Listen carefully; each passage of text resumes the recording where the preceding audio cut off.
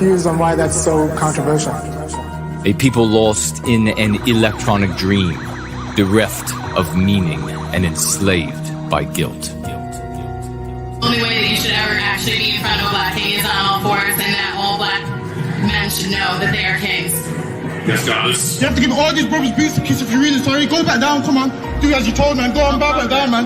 This is a good white man, man. This is right. Understand. What happens when we no longer care?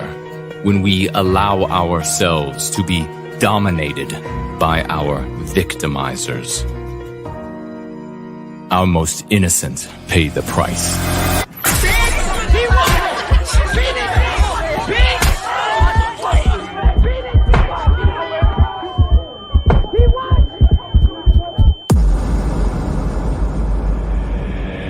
And what happens when they finally stand up?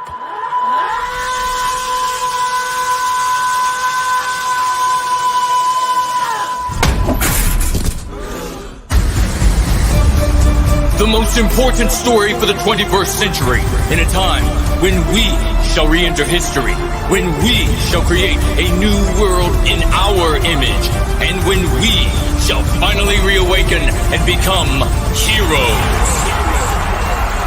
Crucible, Child Patriot, American Victory by Jason Köhne.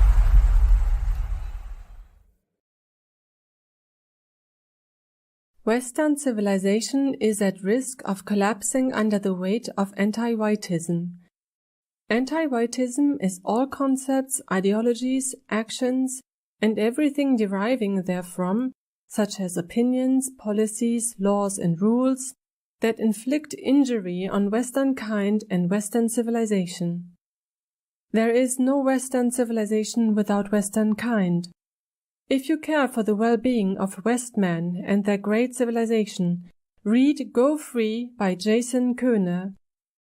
Arm yourself with the psychological defense for the psychological warfare being waged against Westmen, and spread this knowledge to others. Become an advocate for white well-being. Support white positive persons and organizations. Let anti-white persons and organizations know that you disapprove of their words and actions.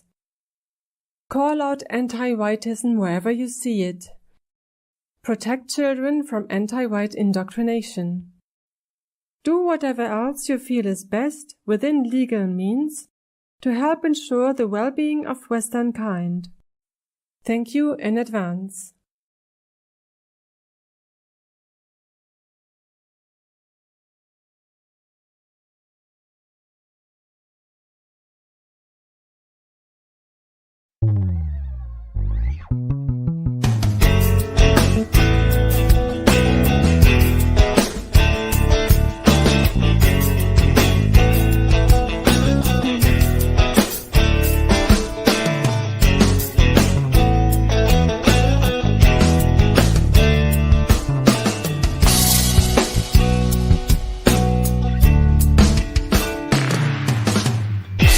When there's nothing left but the fire in my chest and the air that fills my lungs, I'll hold my tears and trade my ears for a glimpse at kingdom come.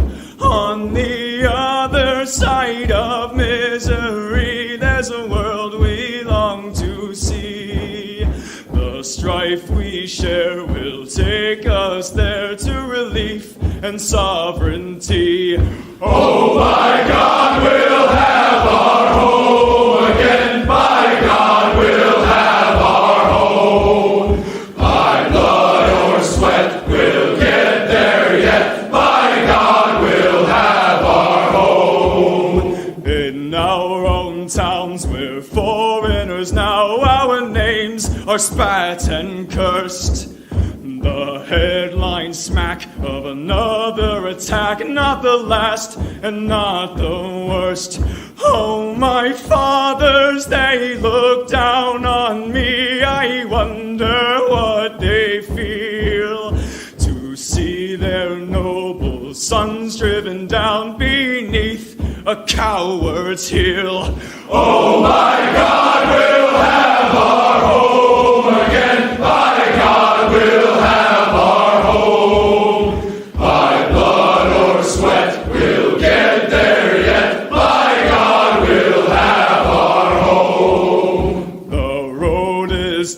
The way is lost, my eyes they strain to see.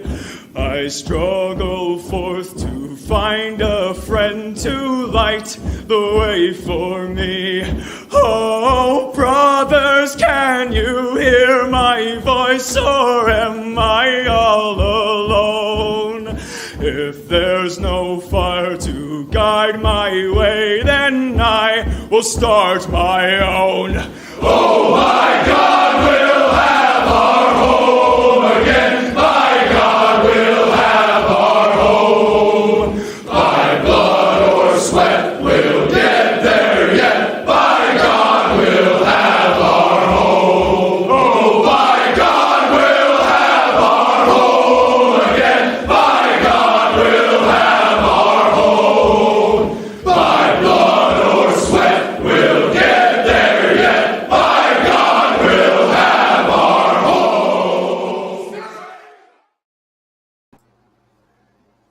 And we are going to be talking about what we are now calling the Biden-induced bipolar syndrome today, among many other things. Apathy or radicalism into villainy. Are you suffering? You probably are. The intelligence services, how much intelligence is actually there and how much criminality? We'll talk a little bit about that. Of course, you'll check with CNN and the voices elsewhere to see what they have to say. The MP and MC today that we're going to cover that is in response. MP is multifaceted. Things like blondes are dumb and gingers are sickly and your white skin is weak and ugly. We'll be discussing that and the rebuttals. A woman's self-hate to self-love. A truly beautiful story for this magnificent Easter. Your calls and comments, your love, poetry, and beautiful music, and for any children who might be with their parents or guardians on this lovely Easter. Why was the rabbit so happy? Well, because somebody loves him.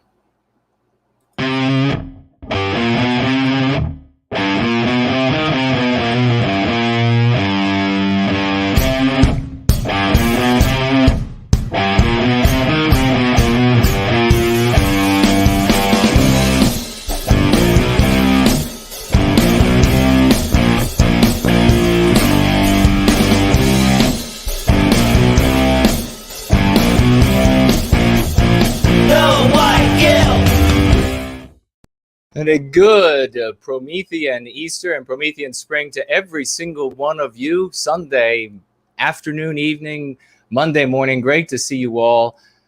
And happy Easter, as I say. We're going to jump right into what we want to get into today. I guess first, if you want to tag me for questions or comments, please do so with a financial gift, because we're trying to hyphenate the show a bit, trying to keep it to that 4 hours. So if it's something that is going to require more than a yes or no in response, or a very short sentence, please do so with a financial gift, or find a way to be creative and ask that question or make that comment in a way that will only require a yes or no or a very short sentence from me. We're going to be looking at your questions today in the live chat and everything, because there's so much going on with this Biden-induced bipolar syndrome. It is definitely a real thing, evidence for it every single place. That you can pose those questions or comments in the question widget over on Entropy, and the link to that is down in the description. You can also make your financial gifts with your questions or comments on Entropy, which is at a cost of 15% to you, or on Cash App, which is free to use. And both of those URLs are down in the description below. You will be able to find them. We want to get right into our gratitude today on this magnificent Easter Sunday. The sun is shining, the sky is blue. It is a Fahrenheit of 72 degrees here in the northern once great state of Virginia, right outside the nation's capital, Washington, D.C. Mordor on the Potomac, that being used all over the place since I think maybe we started it here, although it's possible that it was started numerous places all at once. But nonetheless, we want to thank everybody who financially gifts very quickly on a regular basis. And we'll get right into that. In the All-Stars portion of that list, we have White Healing and Degent, Final Blossom, Joseph, George, and Child of Lindbergh. Thank you all so very much. Huge round of raucous emojis for those particular individuals. And we'll continue with this list of magnificent folks.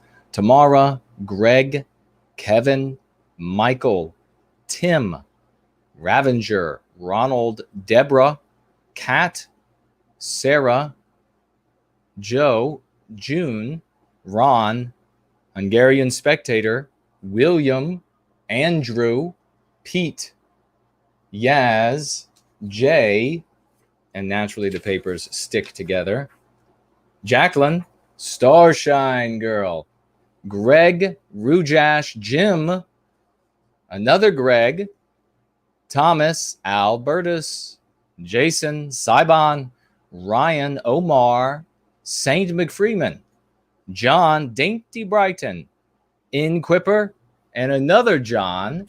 And I will swivel around this direction. If I miss your name and you're one of these people, do let me know, because I don't know how that happened. We have Orcus and George and Salutrian Exile, All-Star, Summer Rising, Roscoe, Ben, Wingit, Crux, Kimberly, Rockford Trader, Save Western Civilization Now. And we have Crocus, Dean, King Petrus, Brad C., Goofy Grape, Jay, Happy Cat, DB Cooper, Michigan Wave. And rounding out the list, we have Hendrickson, Liberty Battle,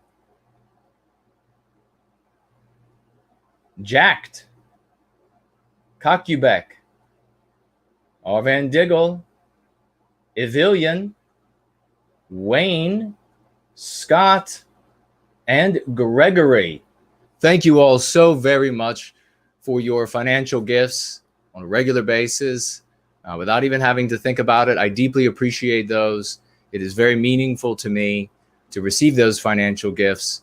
And a big round of raucous emojis for all of these heroes on this glorious blue sky, white puffy cloud, bunnies hopping all over the place, Easter. And I'm so very happy to be with all of you. I'll be looking, remember, tag me if you reach out to me on YouTube or D-Live. Make sure you tag me. It'll make it easier for me to see. If you just write Jason, it's not going to be enough. You have to put no white guilt, and then it'll light up for me, make it easy for me to see. I may catch some who just write Jason or just write NWG or something of that nature, but otherwise, please do tag me. And let me take a quick look at you all in the live chat. Alt Voices Portal is here. Cheers to you, my friend. A Promethean cheers. And if you all are wondering, by the way, a full-grown man, by himself, dyed eggs. Those are genuine dyed eggs for the celebration. And I will show you my glorious. Let me see if I can pull up the screen so I can see what you see. You can see my glorious technique there. Is that blurry? How is that working? And it is next year, maybe even better. Who knows? But this is the best I could do for now. But they look fantastic, and they will taste even better. So eggs. I figured I'm going to eat eggs. I might as well dye them since it's Easter. Roy Danton is here. Says those look very lovely. Happy Easter, brother. Well, happy Easter to you, and thank you for that. Austin says the peace lily looks very healthy. It is doing fantastic. Yes, thank you. Bonnie Blue says gorgeous, rich colors. Well, thank you for that. Yes, thank you. I will say maybe I'll hold them up to the camera because it was so much work. It was so much effort. I did have a little bit of help on the knowledge of how to do this, because even though it's quite straightforward, this is indeed. You can see this. Take a look at that. Isn't that lovely? And more ideas for the future. So we'll make them even more exotic in the future. But look at I'm so proud. Festive Easter. We have the tulips out. Jerome, great to see you, good brother. Says Jason is a well-rounded hero. No, thank you. Hey, great Groundhog Fury is here. Says that's a nice egg. Is that the beginning of an adult joke? We have Nancy Drew here, Ardent White, Yonash, Holly, Slots. Oh, the one who gave me the tips, I will mention for properly dyeing eggs is Carlisle. So big round of applause for the sweet lady helping me out on how exactly does a full-grown man dye eggs by himself. Southern Bloom, Picking Gaz, Corey, Yiz the Eunuch is here. Brett, Diamond Dust, Ascended Practitioner, great to see you. Evidence Violates Community Guidelines, great to see you as well. A big Promethean Happy Easter to every single person. Grayman the Gray, of course, is here. Jesse, no offense. Welcome, sweet sister. Shauna Shaw, hello, dear lady. Donning Armor is with us. All right, folks, we're going to get underway because everybody's wondering. Anand says, watching PWR without you in it this week was not the same. Well, thank you. That's very kind of you to say. You're one of the very few, actually, who expressed any sense of loss or something missing. Art Acrobats is here. Where did you get that food dye? It came in a kit for dyeing eggs. And Western Sunrise, hello to you. Carl, Sebastian, Diamond Dust. That's a great name. All right, we're going to talk about if we can get this rolling. Things were running a little late today. Had a lot to do, and but we made it. And glad to be with all of you. Please share the URL. I don't know how many folks are actually going to end up showing up, especially with this Biden-induced bipolar syndrome. We're not talking about Biden's health. I'm going to start off right there. That we are not talking about Biden's health. His mental acuity is supremely sharp. He is in the prime of his life. So there's nothing wrong whatsoever with Biden, his mental faculties. He's clearly smarter than Trump because Biden is clearly smarter than Trump because once he got into office, he started doing things to make changes in the way he wanted them to be changed. Unlike Trump, who, if you all remember, threatened to remove CNN from the press pool because he felt that CNN was being untruthful. And as my phone is blowing up, and he believed that CNN was being untruthful, and then wimped right out and did not remove them from the press pool. So we should have known right then and there. But we are talking today about something initially here, and we're already almost at the 30-minute mark because we got a little bit of a late start, but that's we're going to roll. That is something that's very real. So what is the Biden-induced bipolar syndrome? Now, I will also say right at the very beginning that it is not an official diagnosis. So do not look to me or this channel for any sort of a medical diagnosis. If you're having some sort of serious mental issues, depression, or whatever it might be, please seek medical assistance. I am not a physician. Oh boy, the kinds of the kinds of jokes. I am not a physician. I know what I've got to do. You know what I got to do, folks. I've got to put up my banner here to help me remember that going free is a family-friendly gathering. There you go. The ticker it will keep me aware that going free is a family-friendly gathering. And we're going to try to stick to our segments and times as best as we can. It's so wonderful to be with you all. I know there's a lot going on that is dreadful in the West today, across the United States, around the world. And actually, are you all able to see my eggs since I put that? Because I think that having the banner up has elevated my name, and I cannot see my eggs anymore. I might have to move them. I might have to put them on a platform during one of the musical breaks. We'll see. If you hear eggs breaking in the background, fortunately, I did hard boil them. So we shall see if that is indeed blocking the eggs and you all can't see it. But it's exciting and it's wonderful to be with you all, because we are a movement of love, hope, and redemption. We are a movement that is a practice, rather, that is all about improving ourselves, curing ourselves of the mean pathogens, treating ourselves for them, because you actually can't fully cure them, but treating ourselves for the mean pathogens that we are suffering from, and becoming better people, better individuals, more moral, more ethical, more in touch with our latent abilities as Westmen, men, women, and children of the West, and extending and radiating that to our family, friends, and strangers in order to build community. This is already happening everywhere, as you all know. We have endless testimonies, and it's glorious. Please keep the testimonials coming in about the ways that the practice of going free, Prometheus rising, etc., how it's all working for you and your loved ones. You're winning the arguments. You're winning the debates. But what has happened is something that I don't know if anybody believed or anticipated that something like this would happen.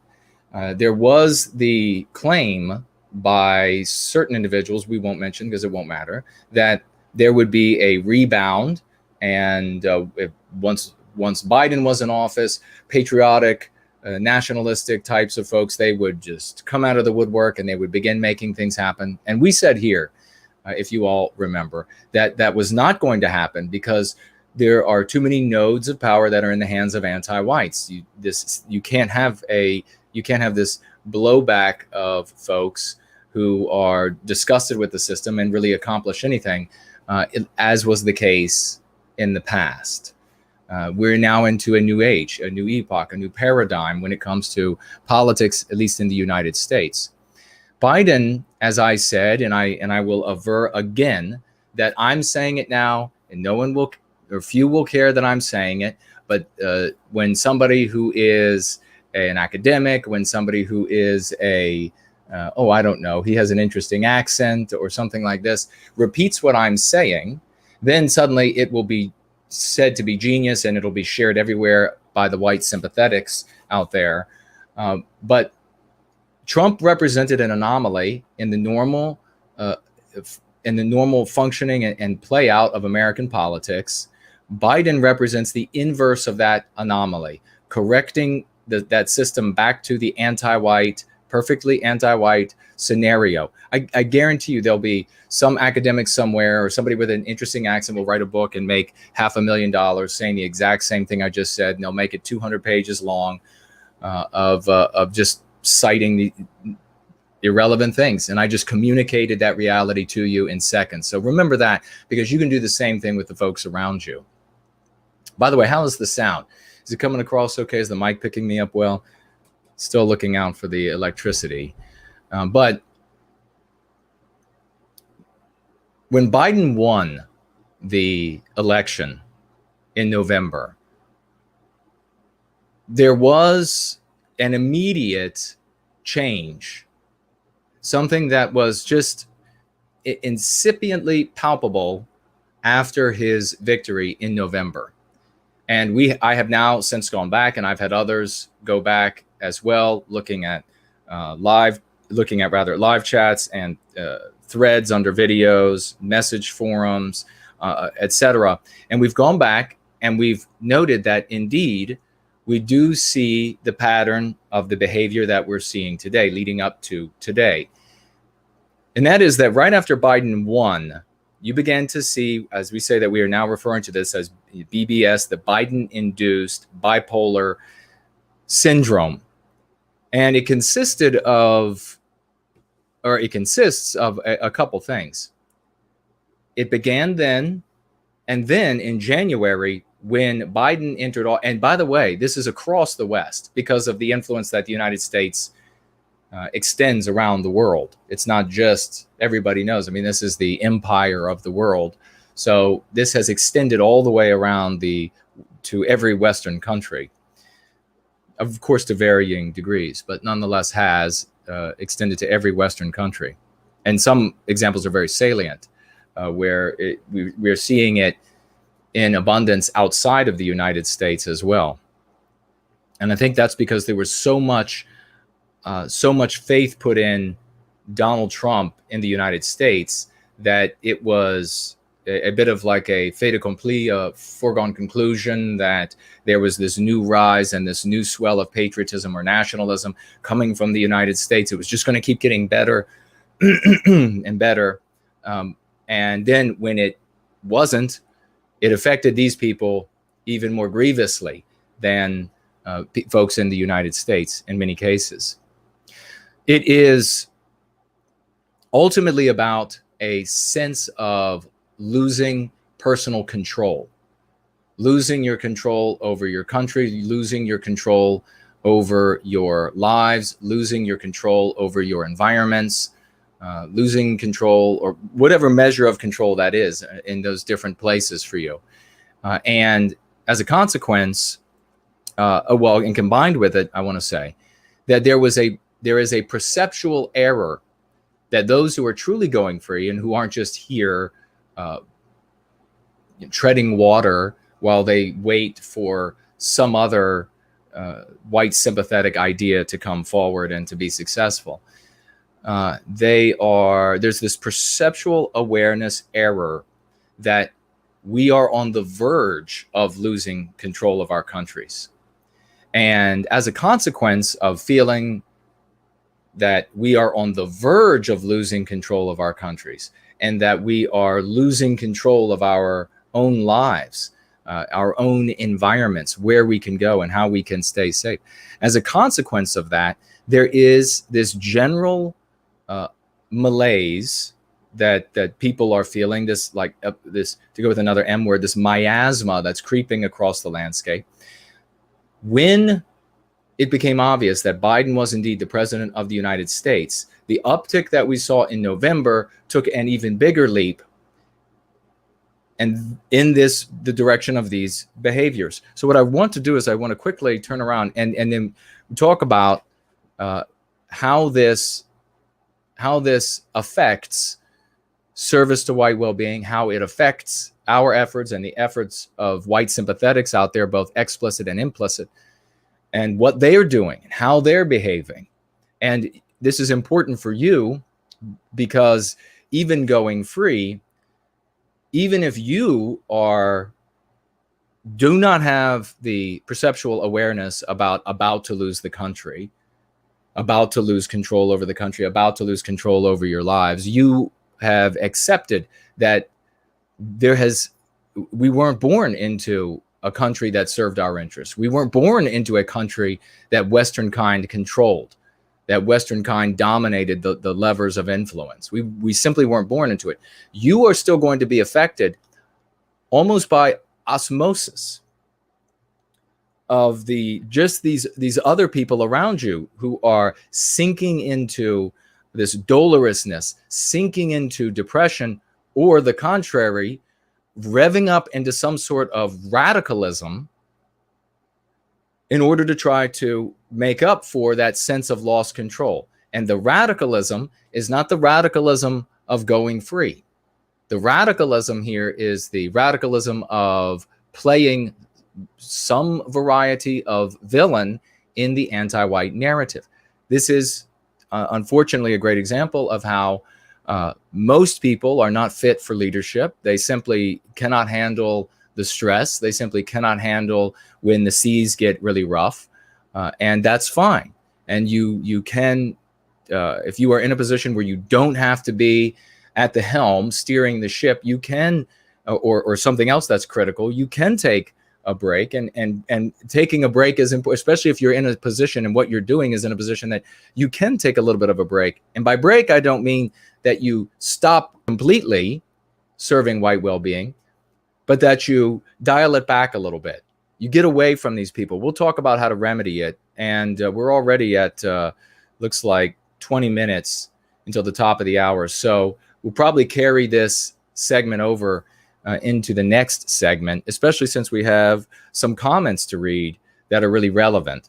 So stick with me. Let folks know that we're talking about the Biden-induced bipolar syndrome. I know if I just tell them that there is, say, some academic type with no muscles and he can barely raise his own body weight out of his own bed or off the floor, whatever, that he came up with it. And then I'm sure the folks will then pour in, and that I'm just repeating what he said. So let's take a look really quickly at, this is over on Psychology Today, the fear of losing control. We're just going to take a quick look at the first paragraph. One of the most prevalent fears people have is that of losing control. This is the fear that if you don't manage, if you don't manage to control the outcome of future events, something terrible will happen. People who are chronic sufferers from such losing control anxiety keep themselves continuously in a heightened state of stress with only brief, unsatisfying intermissions between fears. Folks, I think that the majority of those of white sympathetics, which, generally speaking, includes those who are white positivists like us, that white sympathetic sphere, explicit, implicit, is, white positivists like us, practitioners of going free, serving white well-being. We're there as well. I think that the majority of them suffer from this chronic fear of losing control. And a big reason why they suffer from this fear is that even though they're going free, they have not yet fully accepted that Western civilization is only in one place. It's not in the landmass called the United States. It's not in the landmass called UK or Europe or Scandinavia. It's in here. It's in our biosphere. It's wherever we go. Everything that we have created can be recreated. Everything we have built can be rebuilt. Wherever we go is Western civilization. Wherever we go is our cradle. Wherever we go is our noontide. If you accept that, then you don't have to be so fearful about the loss of control.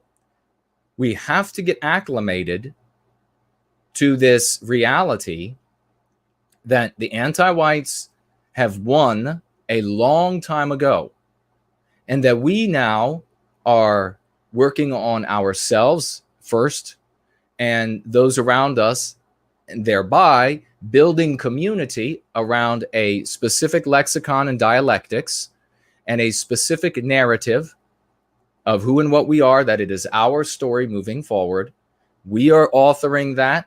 For many, it begins with Prometheus Rising, the novel, and then they are writing it just as all people's stories come from the fictions that originate in their biospirits, and then they build those fictions into realities because that projection is a projection of their biospirits.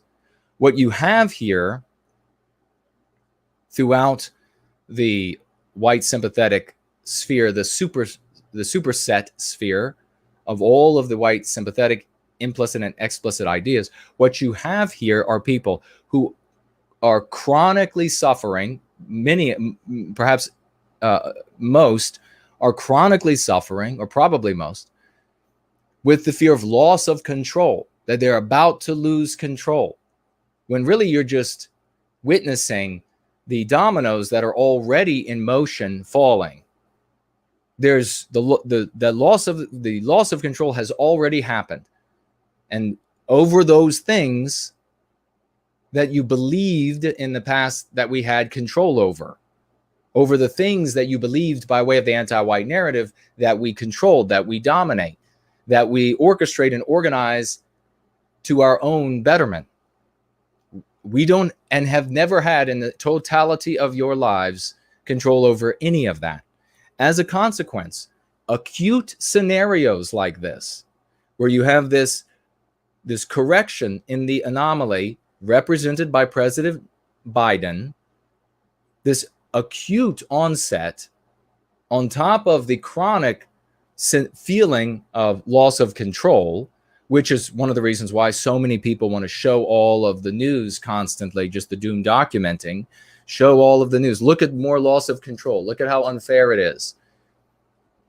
That heightens this sense, and that's why we're now we see so many people thrown into BBS, Biden-induced bipolar syndrome. Use this phrase, talk about it, and with those you think are grievously suffering from it. These individuals end up, as a consequence, really going two directions.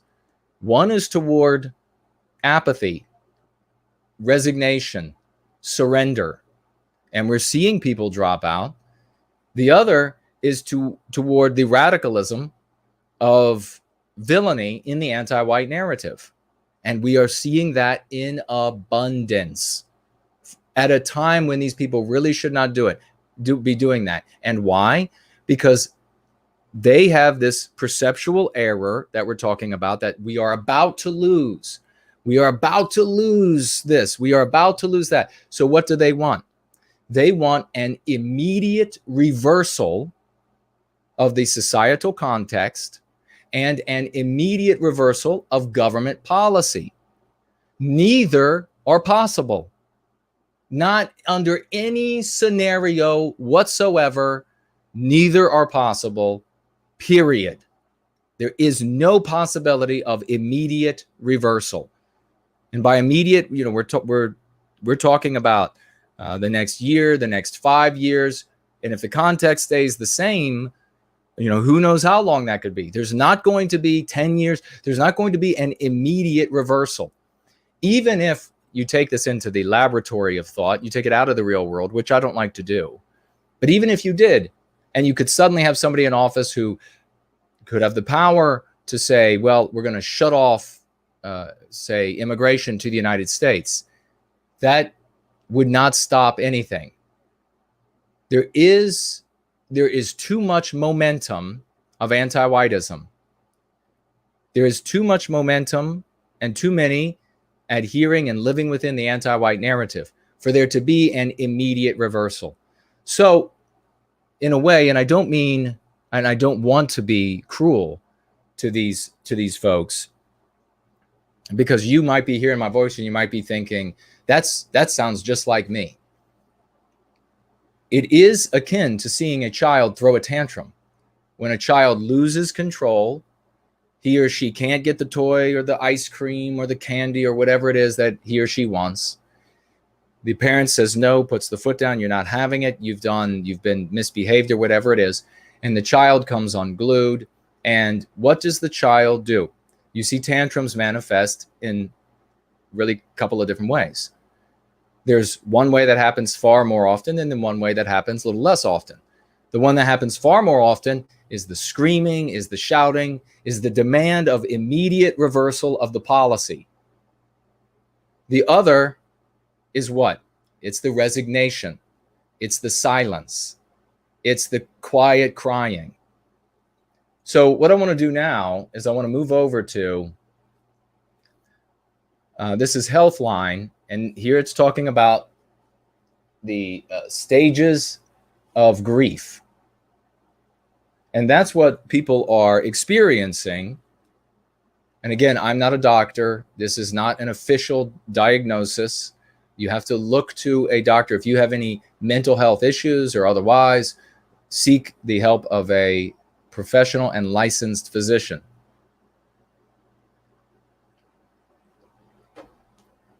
Stage 1 is denial.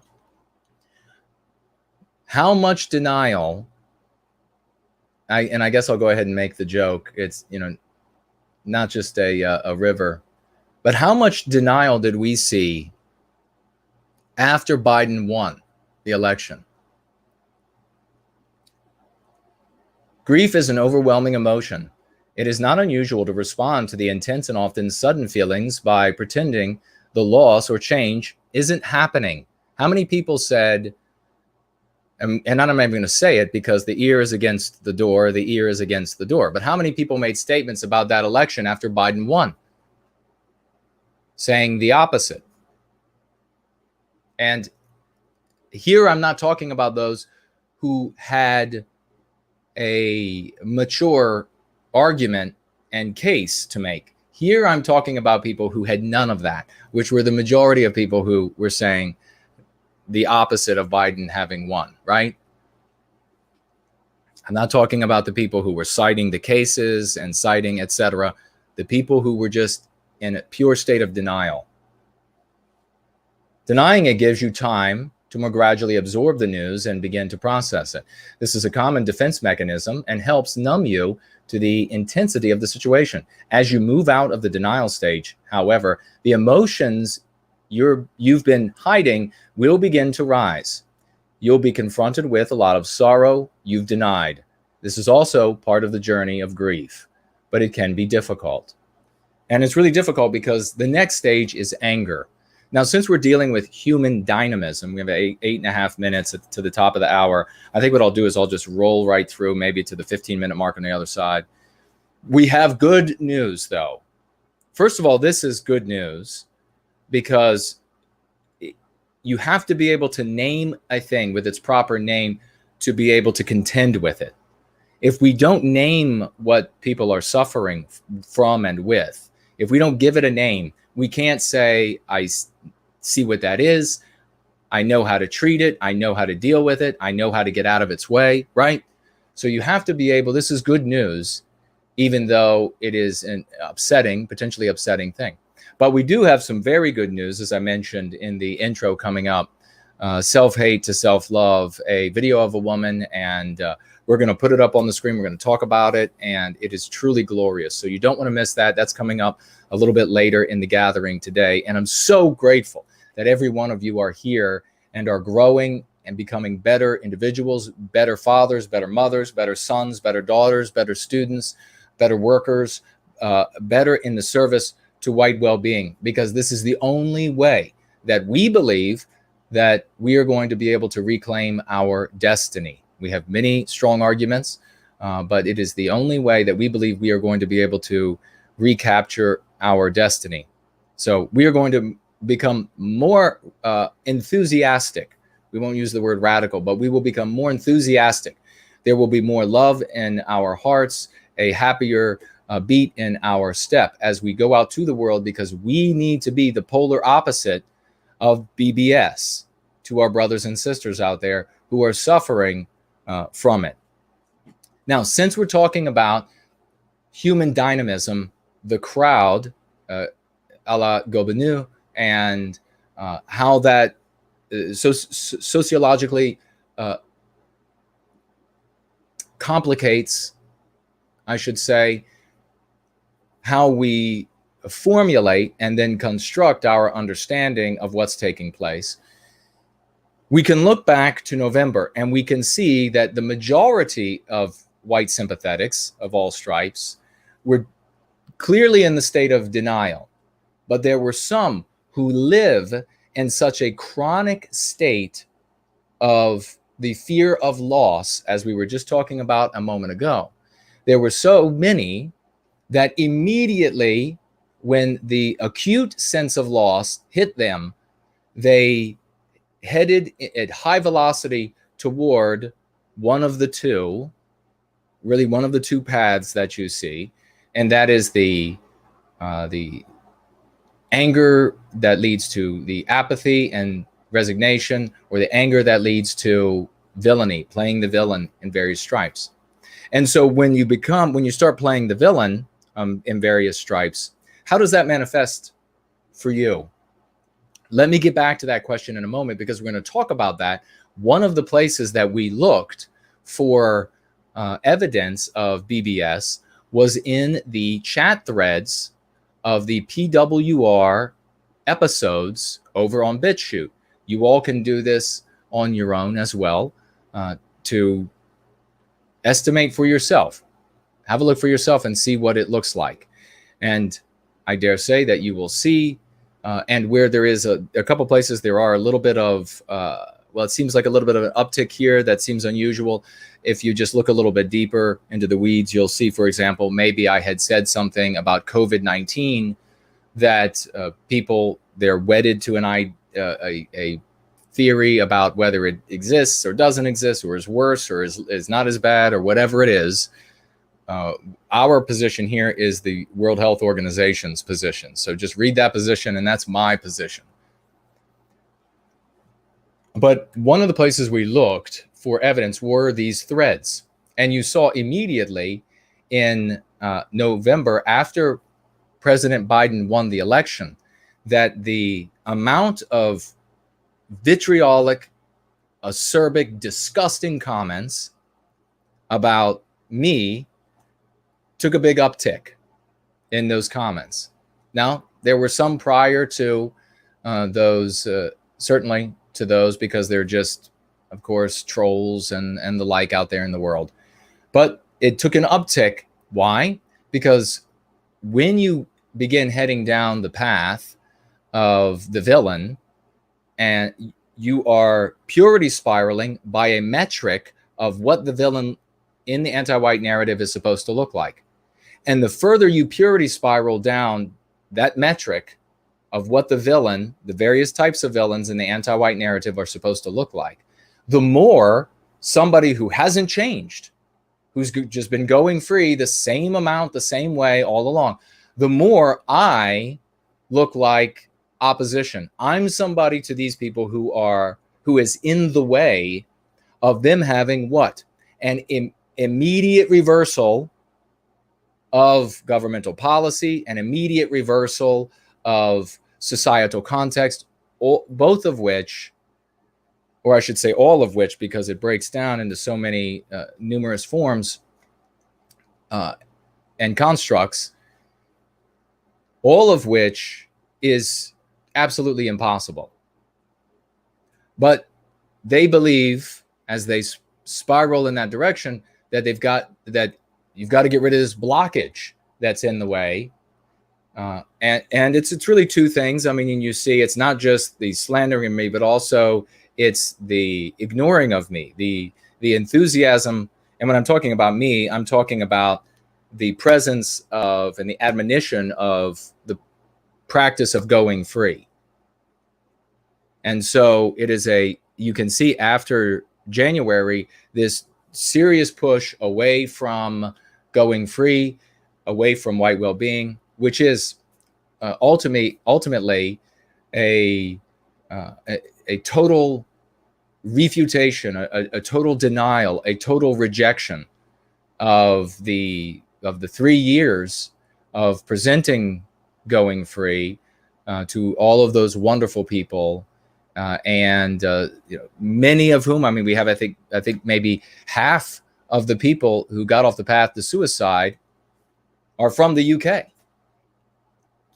and so many other things. It's just like that's the pinnacle, and so it's easy to speak to suicide, but there are so many things that have changed positively in people's lives, and we can speak to those too. But we're trying to move along. I want to keep going with these stages here,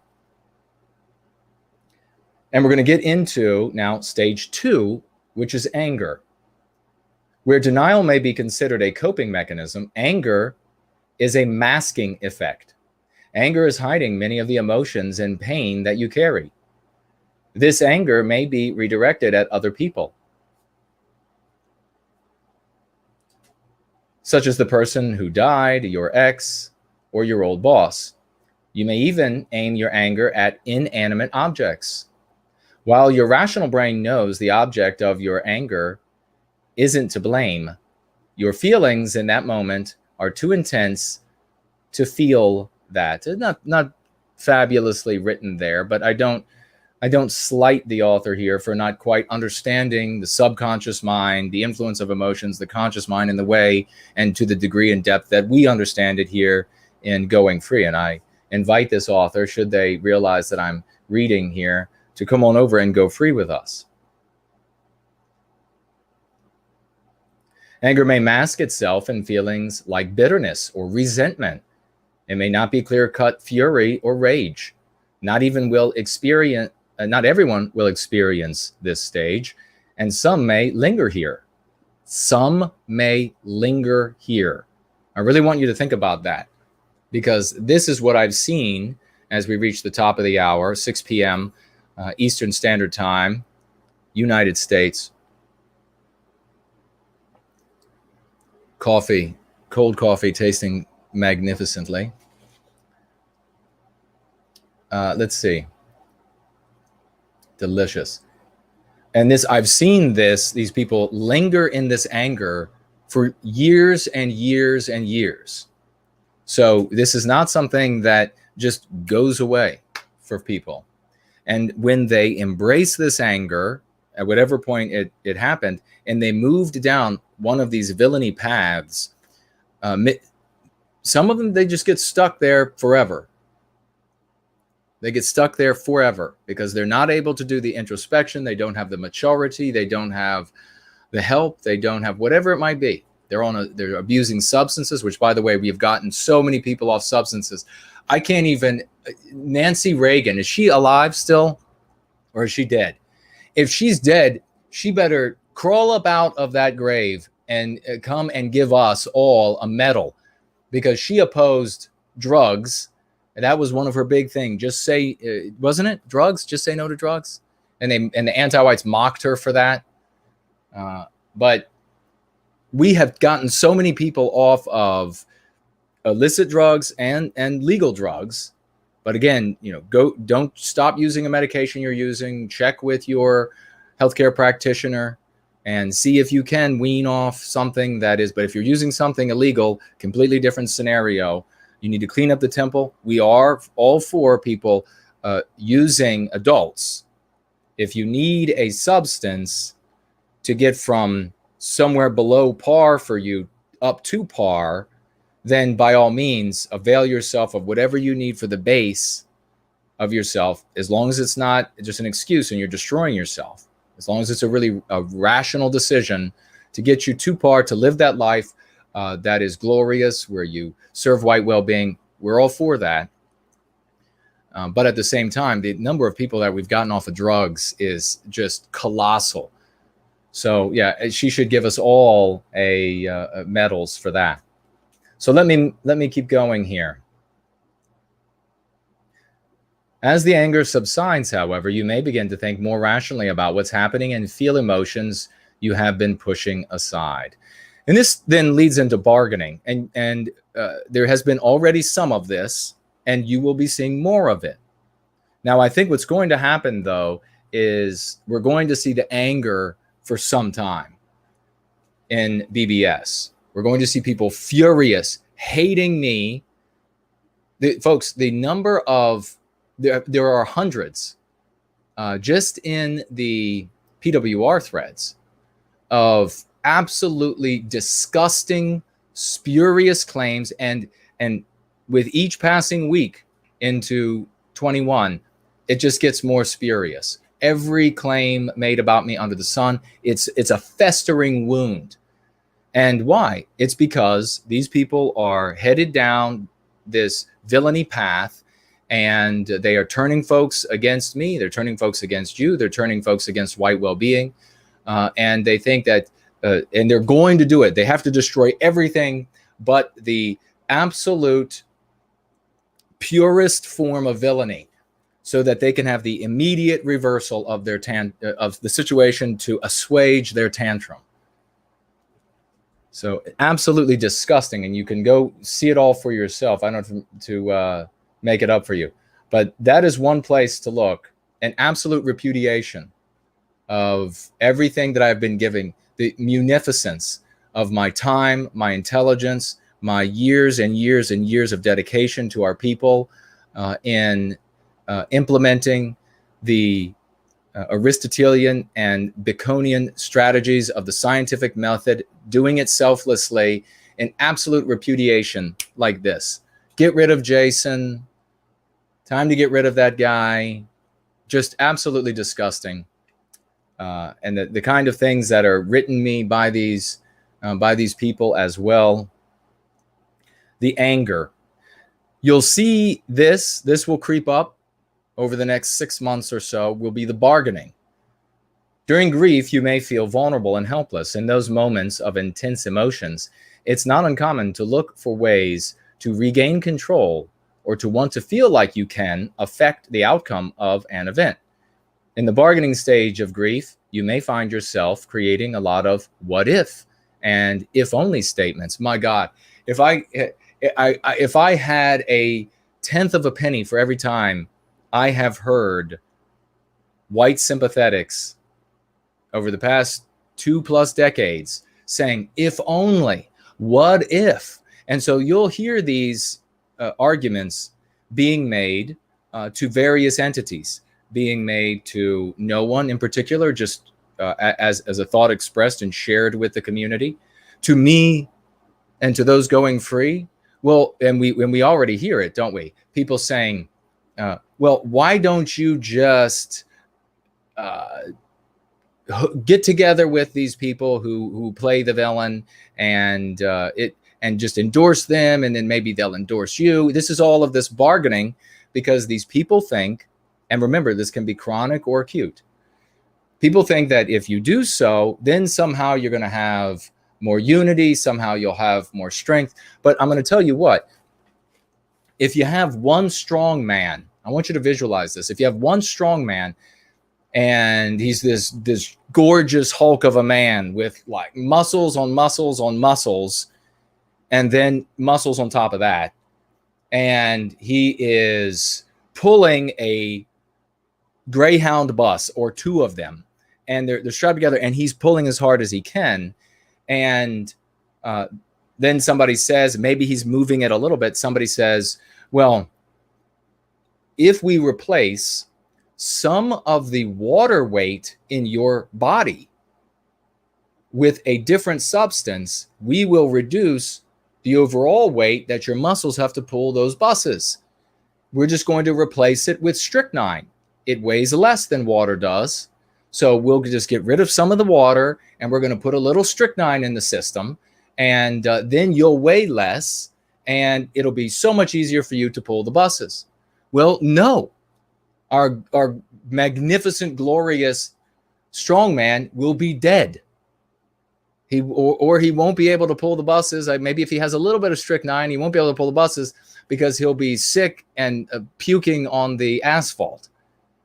So you'll see this bargaining made to us personally. You'll see this made to the air. You'll see it made to the government. You'll see it made to other content and organizational leaders. You'll see in like conservative types of spheres, MAGA spheres, you'll see them coming out, and they do this normally, don't they? Because they're suffering from the chronic sense of loss of control. So they chronically make the argument, why can't we just, and this is the child coming up with the endless arguments for the parent to get to the candy that now he or she is not allowed to have for the misbehavior. It is a recognition, without saying so and without even understanding so, of the anti-white narrative that the anti-whites are in charge, something we are able to articulate lucidly, pellucidly here in the practice of going free. And it is also a surrender to that which we do not surrender to in the practice of going free. We get into our own story. So you're going to see the bargaining. You'll see promises made, offers of deals, and things of this nature. So there'll be people who will flee, who will run, some who will shoot poison darts to endeavor to ruin my my character, which I've worked on, by the way, my entire life.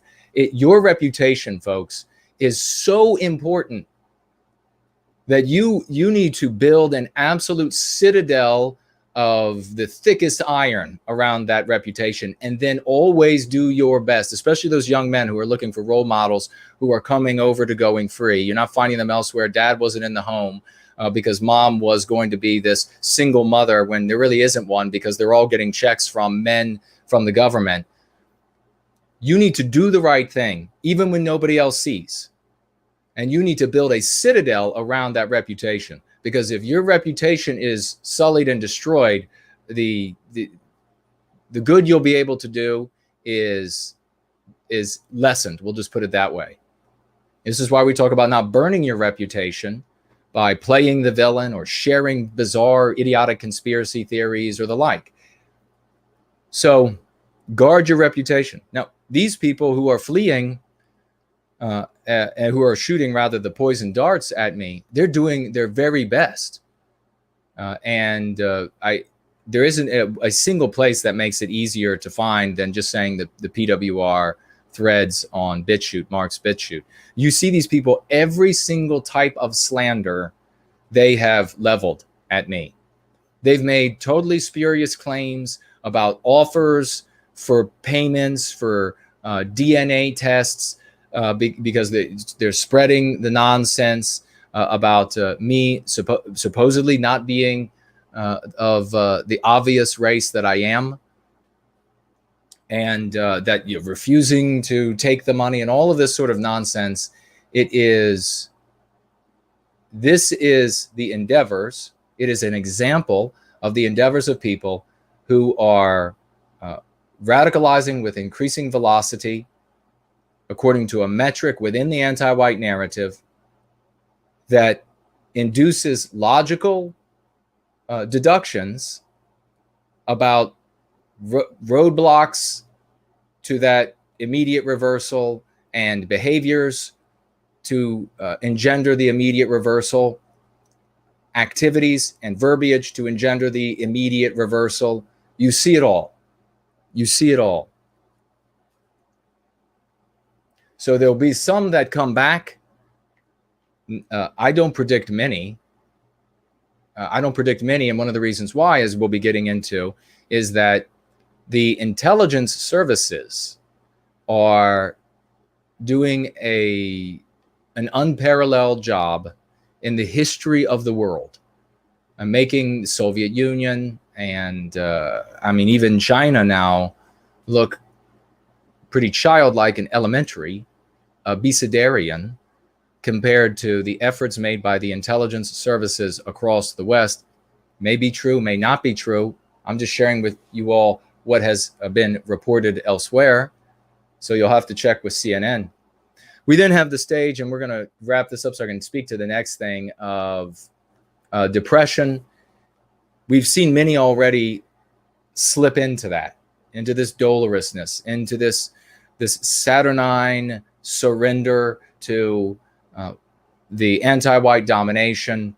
They don't want to participate in the any of the white sympathetic spheres, explicit, implicit. I'm hearing from people who are in all of these spheres, not just the explicit, but people who openly, or who not openly, people who care about Western kind.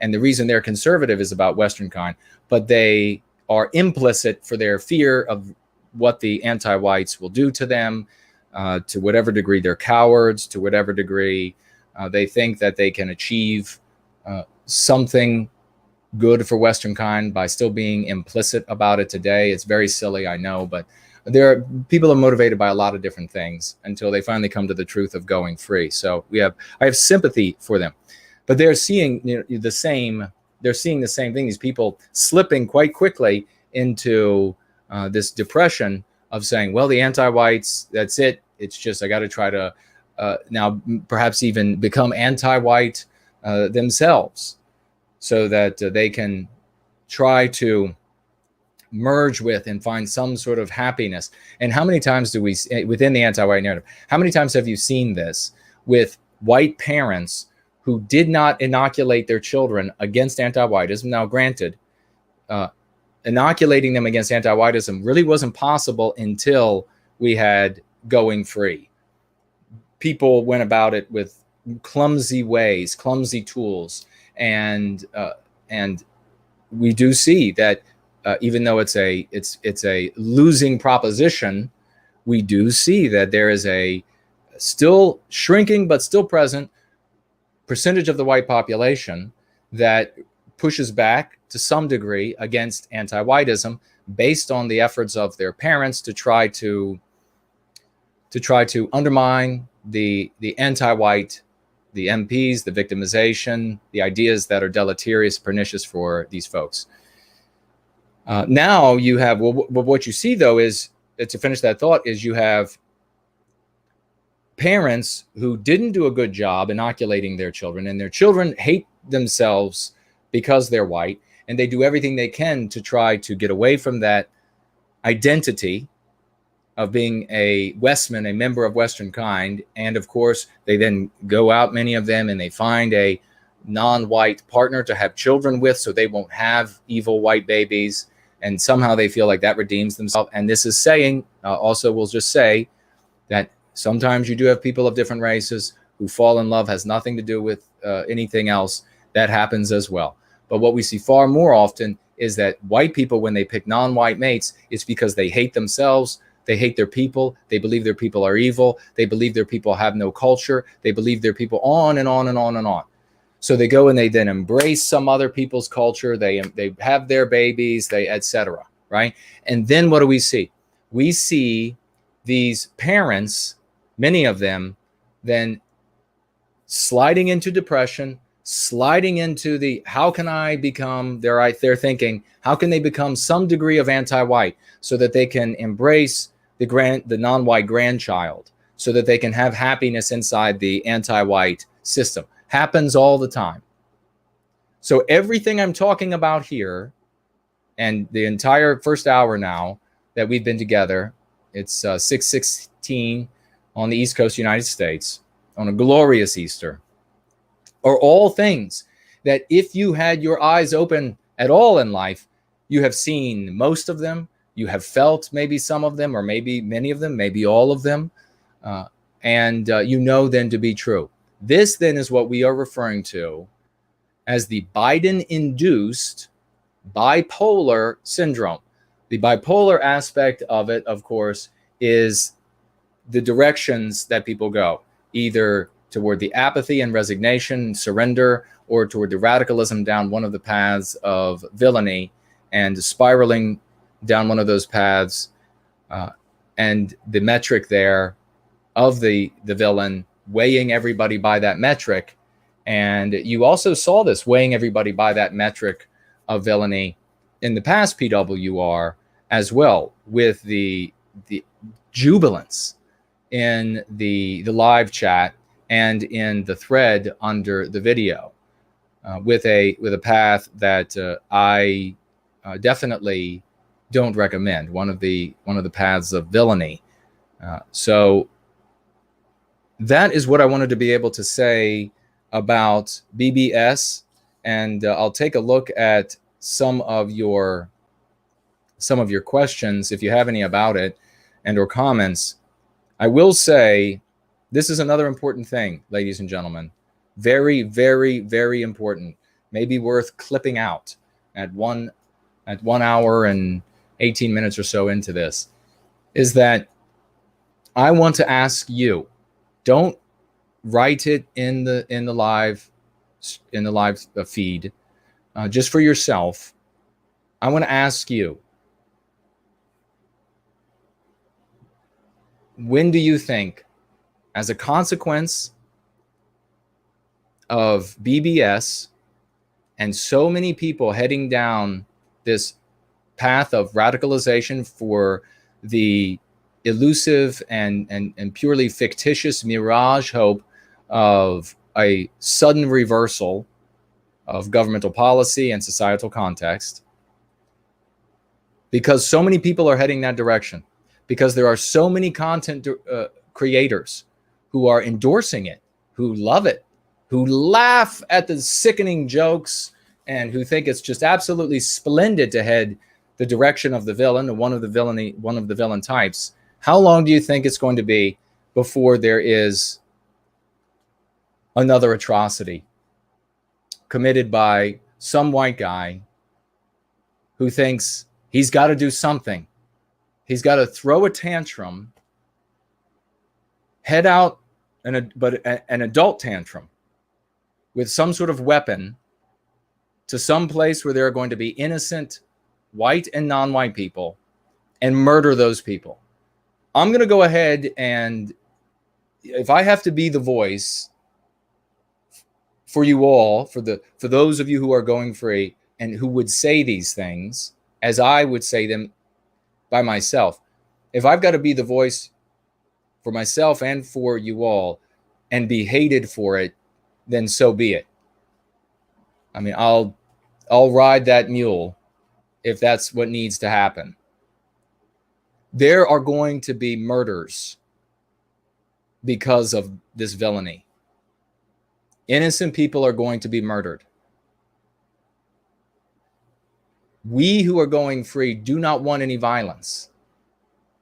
We don't want anyone to get hurt. We aver that every act of violence committed supposedly for the benefit of Western kind always redounds to enormous and immeasurable harm to our people, to our countries, to our morality, to our spirits, to our way of life. And I pray to God that the intelligence services gets these individuals before they commit their atrocities. Get to them and put them wherever they need to be put until they can recover from this idiocy. We don't want a single person harmed. Not a single person, not a single animal, not a person, not a structure. We don't want anything damaged or harmed. Nobody harmed. I cannot make that clearer. I pray to God the intelligence services, law enforcement, get to these psychos before they commit some sort of atrocity. Because whatever the pool was of people who were unstable already and who were imbibing that information, who were playing the villain of various types in the anti-white narrative, whatever size that pool was, is radically growing. They hate me because I say playing the villain is the wrong thing. It's only going to harm our people. You're only going to harm the innocent people that you go out to do something stupid. And then it redounds to enormous, enormous harm to us. And I will state again, anyone who goes out and commits an atrocity against innocent white and non-white people in the name of some villainous idea in the anti-white narrative is an enemy of Western kind. And if that individual deserves life imprisonment, then let him have that and 500 more lives in prison. And if he deserves execution, execute him and revive him and execute him again. Why? Not just for the censorship that will follow, not just for the deplatforming, not just for the payment processors who will drop us, not just for the banks who will no longer work with us, not just for the hotels who will no longer allow us to stay in their locations, but for all of the lives of white brothers and sisters out there who will be destroyed by anti-whites, white and non-white, who are getting their revenge for the act. No mercy, not even no kindness, no sympathy, no empathy for somebody who goes out and commits an atrocity. Not only any of that, but no mercy. There have been.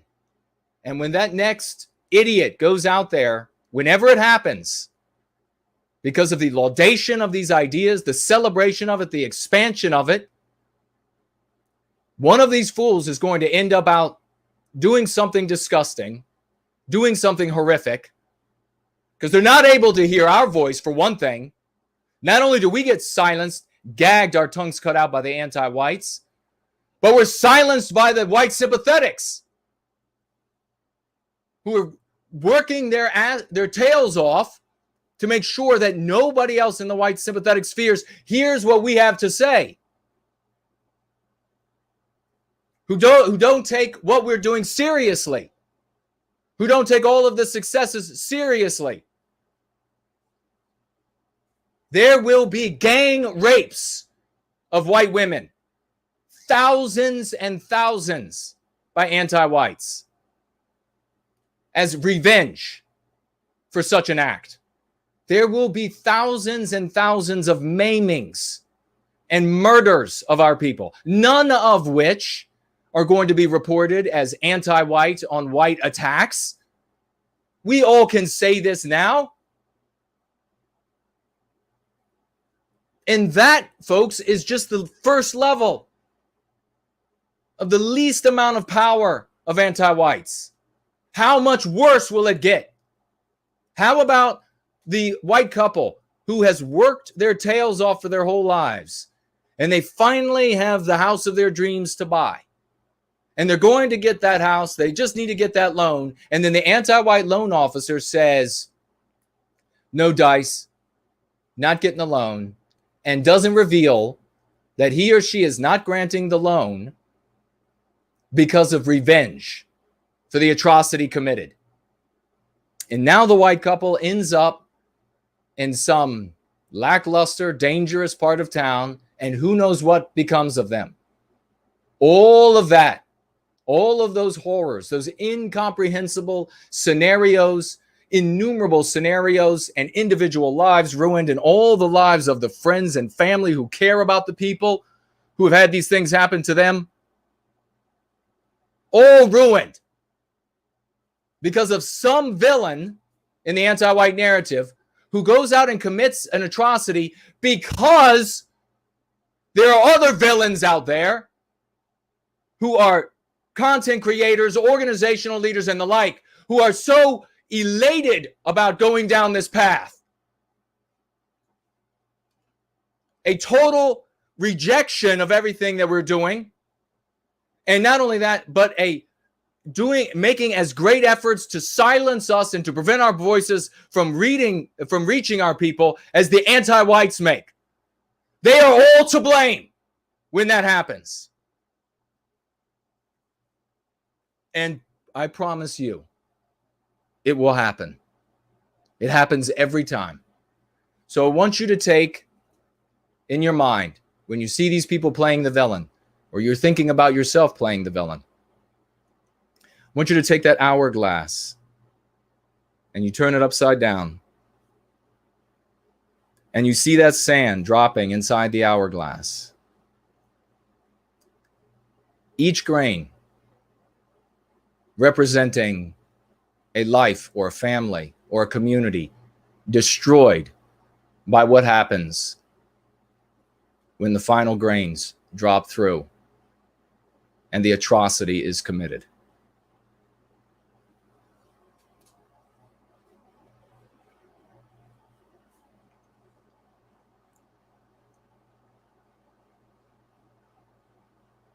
Let's take a look at a couple of these comments that are pertinent to this issue. Steve Bin Bob writes here, I watched PWR before this upload and found it to be very enjoyable stream up until over an hour into the show, when the dreaded National Socialists was mentioned. Considering the current climate, I find it almost unbelievable that so-called intelligent people would want to promote, advocate such an ideology. Walter writes, is it okay to be filled with hate? Serious question, because I am, he writes. I didn't used to be this way. Once my eyes were open, and the AWN, I can't feel anything but disgust and hate. What do I do? I'll speak to that briefly, brother. Hate is an anti-white slur.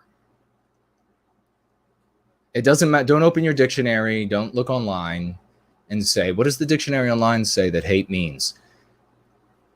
Where the definition of hate matters is in the minds of our brothers and sisters. It's an anti-white slur. You have anger. And the MC about anger is that anger is a virtue when it protects the innocent. The MC is important because it tells you what to do with the anger. You protect the innocent. You use the energy of the anger, you wed it to the love for our people, and then you work on your personal meme pathogens, and you go out to the world and you share with the world your successes, and you spread the practice of going free to as many people as you can while you have that great anger that you feel inside of you. Thank you for the question. Iraq Syndrome writes here, thank you for this, Jason. I have left all the Telegram groups now, and I have lost all interest in the ant-nat sphere. So we'll completely disassociate from those people. I'm looking forward to reading Go Free someday soon. Love you, brother, and thank you for doing all you do. I stay involved long term, and I might just be one of the people that does something critical one day that helps get Going Free to spread to the minds of a great number of Western kind. Take care, brother. Well, thank you so much for writing that, Iraq Syndrome. And yes, perhaps you will be. We never know whose lives we will end up touching with our efforts. You don't know how much ability you have in you until you start treating those mean pathogens.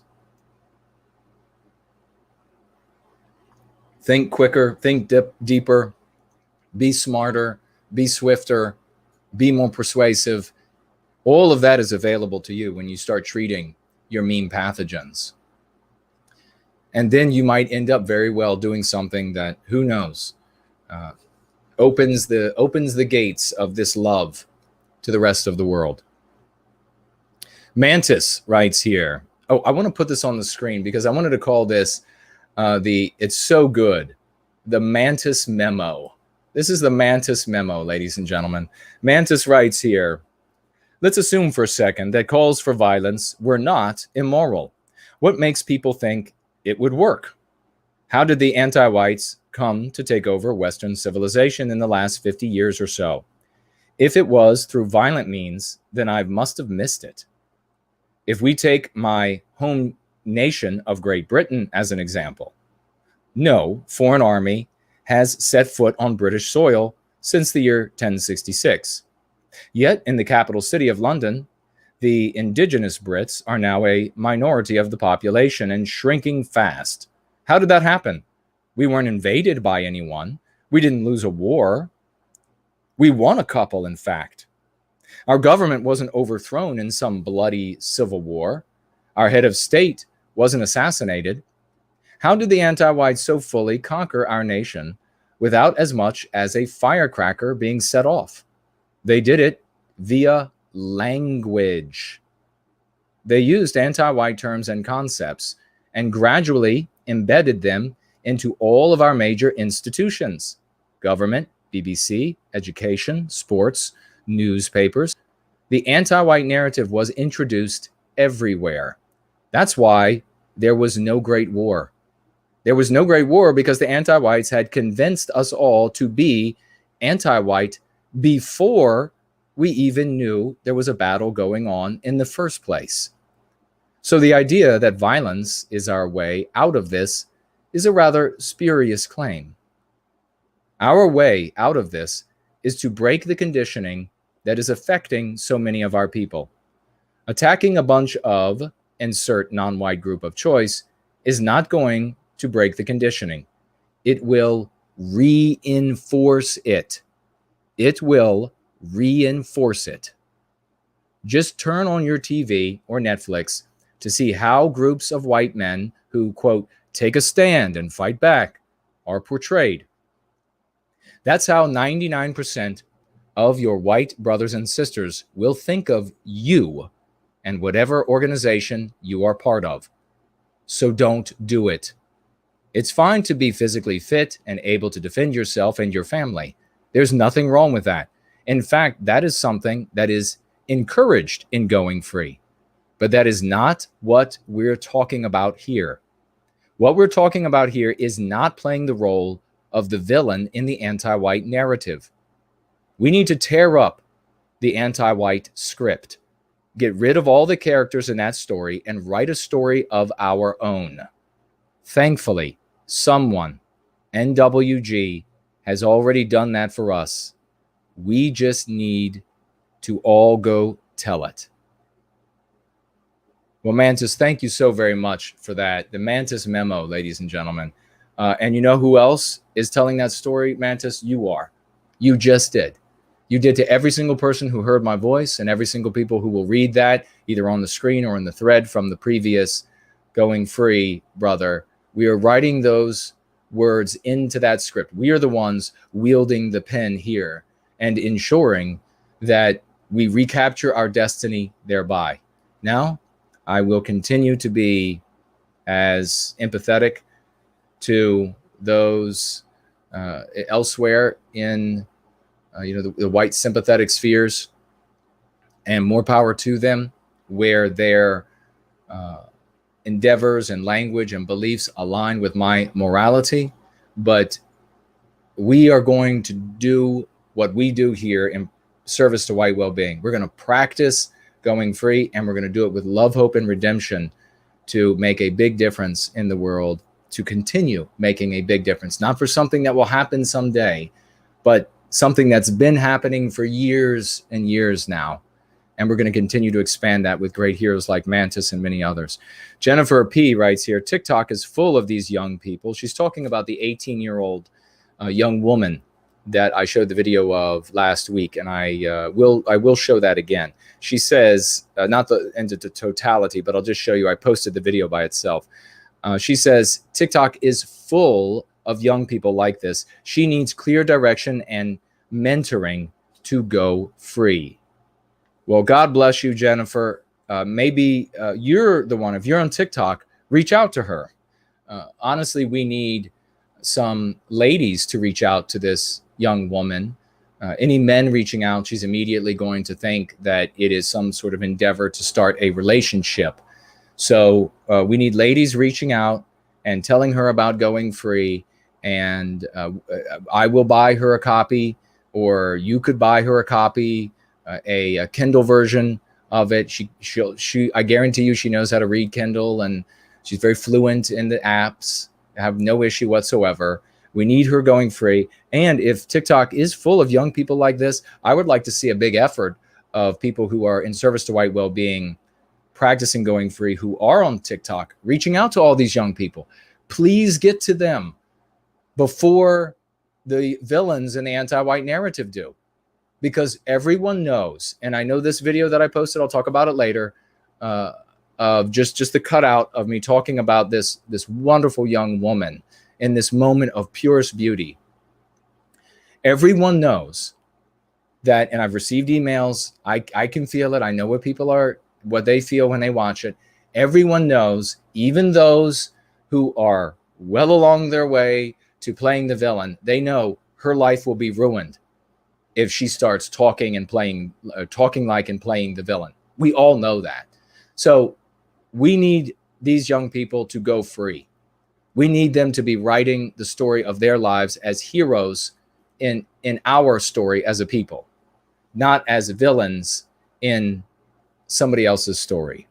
Just like I said, and I will reiterate that, I think I said it on tap, that at no point in the history of Western kind did our greatest heroes, when confronted by peoples who wanted to harm us, victimizers, just like we have anti-whites are our victimizers.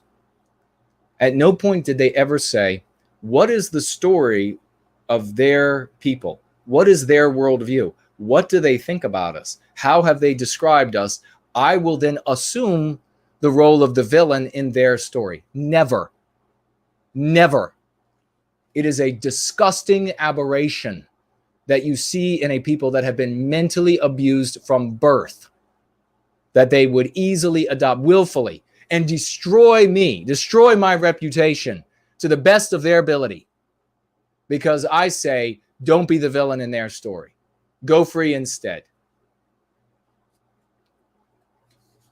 Hemp Master Ninja wrote this again, reminding everyone as this is happening. He can obviously see it's happening. He wrote in the live chat, you saved my life, Jason.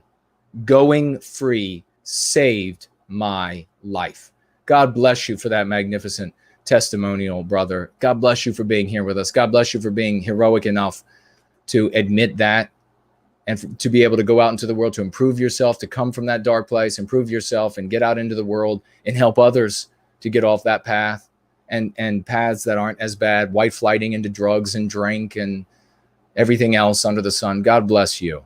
Art Acrobats writes, there's not a week that goes by that an anti-white in a position of power doesn't publicly wish for white erasure and or call for widespread systemic prejudice against whites. The anti-whiteism. The public words of anti-whites are so monstrous that our best approach should be to totally ignore anti-whites, staying exclusively in our own narrative and using the NWG lexicon will bring healing and solutions. We should and must forgive one another for occasional relapses into the anti-white narrative. After a lifetime of anti-white brainwashing and hypnosis, very few people can come out of it instantly. When we relapse, we need each other more than ever. We must keep getting up when we fall. Amen. Beautifully written. And I think, let's see, we got a great comment here. I think I'll read this one when we come back from Dave the Impaler. I'll just say this to wrap up this segment, and then we will come back. I think we're going to listen to some beautiful music from, I want to listen again to Lakme. On Easter, I just think it's absolutely perfect for that piece of music again. So we'll find that and we'll pull that up again in just a moment. But I want to say this before we end this first segment of the gathering today. That is, how do you get out of this funk, this BBS? If you're suffering, the malaise, the miasma is all around us. You feel oppressed by it. Even if you're going free, it's hemming in all around you. One of the best things you can do is cease all of your consumption of doom documenting, all of it. Cease every bit of it. No doom documenting, no doom dissecting. You do not need to hear any more about it. I have told you in the previous decade that there were going to be two storms this decade. One of them we have to manifest, the storm of light. The other storm of darkness is the anti-whites getting more powerful, doing more horrible things to us, more burdensome, more horrific, more ugly. You don't need to hear the actual details. If you are presently suffering with Biden-induced bipolar syndrome, you need to get away from it. The second thing you do, whether you need to get totally away for a while from doom documenting and doom dissecting, that means no news. That means none of the people online you watch for news. Great job that they do documenting all the doom or whatever. You need to get away from it if you're really suffering from this. The other thing you need to do is focus every day, every 2 days, every 3 days, whatever it is for you, putting one foot in front of the other in working on your meme pathogens, the practice of going free, and bringing this to other people so that you know you're doing good in the world. And I can guarantee you this. When you decide to put love, hope, and redemption in your heart, and you focus on your meme pathogens, you will begin to radiate an aura and a light that will illuminate your world, irrespective of the darkness hemming you in. And we'll be right back.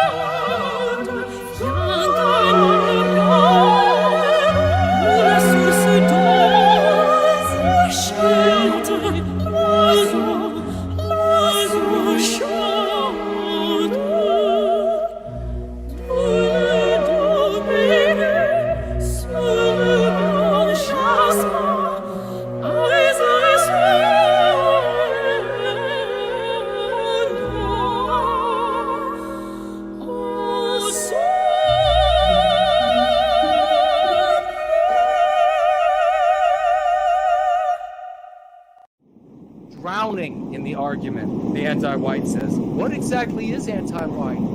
You have got to be animated with the righteous passion of reclaiming our destiny. We are the heroes of this era.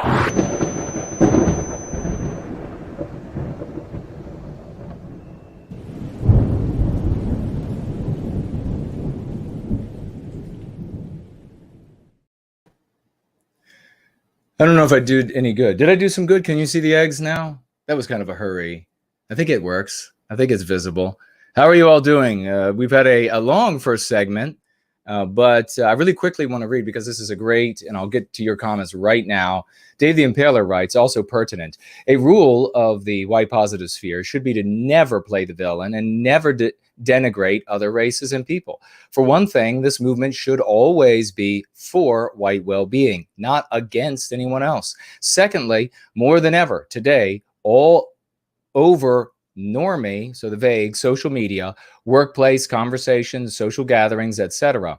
I see and hear regular people, both white and as well as non-white, including many people her age, the 18-year-old girl, talking about how anti-white the narrative has become in many institutions, media, etc. A term that Jason popularized and is now increasingly part of the mainstream lexicon. People are becoming very aware that whites are being openly targeted and victimized by institutional powers. People are becoming increasingly ready for the positive message of white well-being. However, the moment you attempt to use rhetoric that denigrates other races to promote your message or come off as the villain in the anti-white narrative, you immediately lose 99% of these regular people. They simply will not tolerate any rhetoric which they feel denigrates their non-white friends, acquaintances, neighbors, family members, etc. Nor will they ever choose to identify with the villainous groups of history or be receptive to messages from people who sound like out-of-touch, crazed dorks from a bad comic book movie.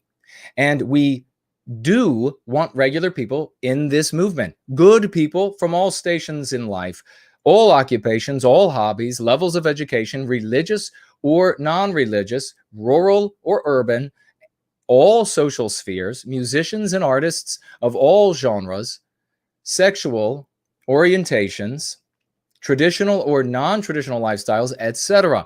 We don't just want pimply-faced losers, social recluses, weak-willed posers, misanthropes, etc. This may come as a shock to a lot of those who come from white positive adjacent circles, but this movement isn't about making you feel special. It's not about feeling edgy. It's not about validating your terrible social life by making you feel like you're part of something exclusive. It's not about validating your nihilistic worldview. It's not about validating your resentment toward other people's. It's not about promoting weird conspiracies. It's not about inflating your pathetic ego. It's not a replacement for your previous lack of accomplishments in life. It's about the very real and important goal of helping your people for the well-being and betterment of yourself and your family, your descendants, your communities, the betterment of all in the future. Right now, we're still at the base of the mountain, so to speak, and it's a long climb, but we are starting to make progress. A lot of people from all walks of life are ready to start the journey. So don't screw it up.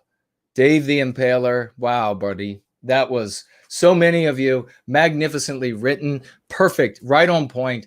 So many of you are embracing the practice of going free in service to white well-being fully.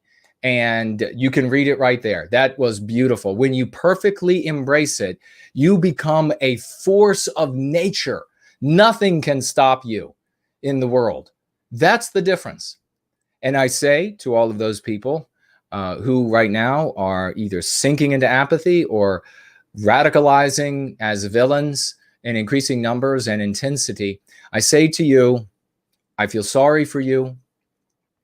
I gave you my hand, my time, my intelligence, my science, my efforts, and you have rejected it. And I hope that horrible things do not befall you. If you ever change your mind, if you decide that you have made a really bad decision and you want to go right where you have now gone wrong, we will be here for you to go free, to make you a better person, and to enable you to be part of a system that has been and will continue improving the lives of Westmen, men, women, and children, families, and communities. We look forward to you making that decision. All right, let's see about some announcements right after we jump on over to Entropy and we see some of these financial gifts. We have the great, talk about a force of nature, Yiz the Eunuch, financially gifting $5. And folks, if you did not see her interview yesterday, I want to put it up right now just to have it on the screen, maybe while I talk about this wonderful lady. And let's see, do I have it here? All right. Lauren Witzke. And before we get started, I'd just like to let you know this is not happening on the normal day. This is a Saturday, so thank to all of you for coming out on your Easter weekend to see us and listen to. All right, so that is the great Yiz the Eunuch, a force of nature, speaking with the very wonderful Lauren Witzke. And it was a magnificent interview. What was it, an hour long or maybe just under? And Yiz was making it happen. That's all I'm going to say. Yiz was making it happen. And she is amazing. You can be amazing too. Many of you are amazing like Yiz. We have so many stepping up into the ranks of the heroes in our story today. It is very heartening. So it was glorious to watch this conversation that these two wonderful ladies had. You can find this conversation over on Yiz YouTube channel, which is Yiz the Eunuch, and she has other platforms, and she can let you know about that if she's still here in the live chat, or any of the mods can as well. But I strongly encourage that we as a community, but again, let's make it the ladies who step up to this, because guys reaching out to Lauren Witzke, who is obviously, I'm not saying anything that anybody can't see, that she's a very attractive woman, and her passion for for whatever view she has and angle she has of sympathy for white people as a white sympathetic is it's invigorating, it's attractive, and because of that, I know that she will know that guys reaching out they're going to be aware of that, and she's going to be wary of whether or not it is just an attempt to get a date out of the fair maiden. So ladies, if you all can, when you do get an opportunity to speak with Lauren Witzke in a very gentle way and a very friendly way, saying that when you are ready, Miss Witzke, when you are ready, we are happy to embrace you with White Wellbeing. We would love for you to use the lexicon and dialectics because of how it will empower you, and then getting away from ugly things. She's done a couple of interviews that were places that I would not go because I am further down the path of going free than she is as of yet. So we would like her to become as pristine as humanly possible. So yeah, invite her to do the right thing, to go free, to be with us, to be among this community, to grow this community. There is no doubt that she would do with her intelligence. You can see her verbal intelligence, her mental acuity. She's quick-witted, and she is attractive. She would do magnificent things for herself, going free when she treats those MPs, and for our people by going free and bringing the practice to our people, if only through the lexicon and dialectics that she uses. Even if she doesn't mention going free, if she's speaking with the lexicon and dialectics, it's going to do and dropping all of the rest, it's going to do an immense amount of good, and she'll become going free, treating her MPs, become smarter, become faster, win these conversations, make arguments that the anti-whites can't take on without looking like the bad guy, looking like the villain in our story, and thereby win over who knows how many people. So be kind, be polite, and invite her to do what will make her better. And ultimately, we know that when it comes to the betterment of our people, it is the betterment of ourselves. A lesson that we have to learn. The non-white races all do better than we do. They know that their individual well-being comes by way of their group well-being. And in going free, we recognize that that's a lesson that Western kind has to learn rather than something that's just instinctual in us. Hopping back over here to the great Yiz the Eunuch, $5 financial gift. Jason, did you like how I tailored the MC about reparations with Christian words for Sister Lauren's yesterday? Happy Easter, everyone. I could not have missed that. There could have been a supernova going on in our own solar system, and I would not have missed how brilliantly you spoke and politely. Just every single word of it was fantastic, and as a consequence, you were fantastic, and Lauren was fantastic. It's easy to have a conversation with Lauren, isn't it? She's a very friendly, amiable person. What's the word that people use all the time? They use it wrong. They use it wrong most of the time. It's half wrong when they use it. Personable. Personable in colloquial usage should be used for somebody who is amiable, but also attractive, physically attractive. So it's often used to mean just that somebody is amiable or amicable or whatever. But look it up and you'll see that it has more to do with looks, and then connotatively, because of its use in the population, it really rightly should mean somebody who is friendly, but also pleasantly attractive. Eyesome, if you want another word to go with that. Thank you so much. That's Yiz, ladies and gentlemen. Look at this great conversation. These two ladies here, you don't want to miss that. And check it out once we're done here today. A big happy Easter to both of these wonderful women.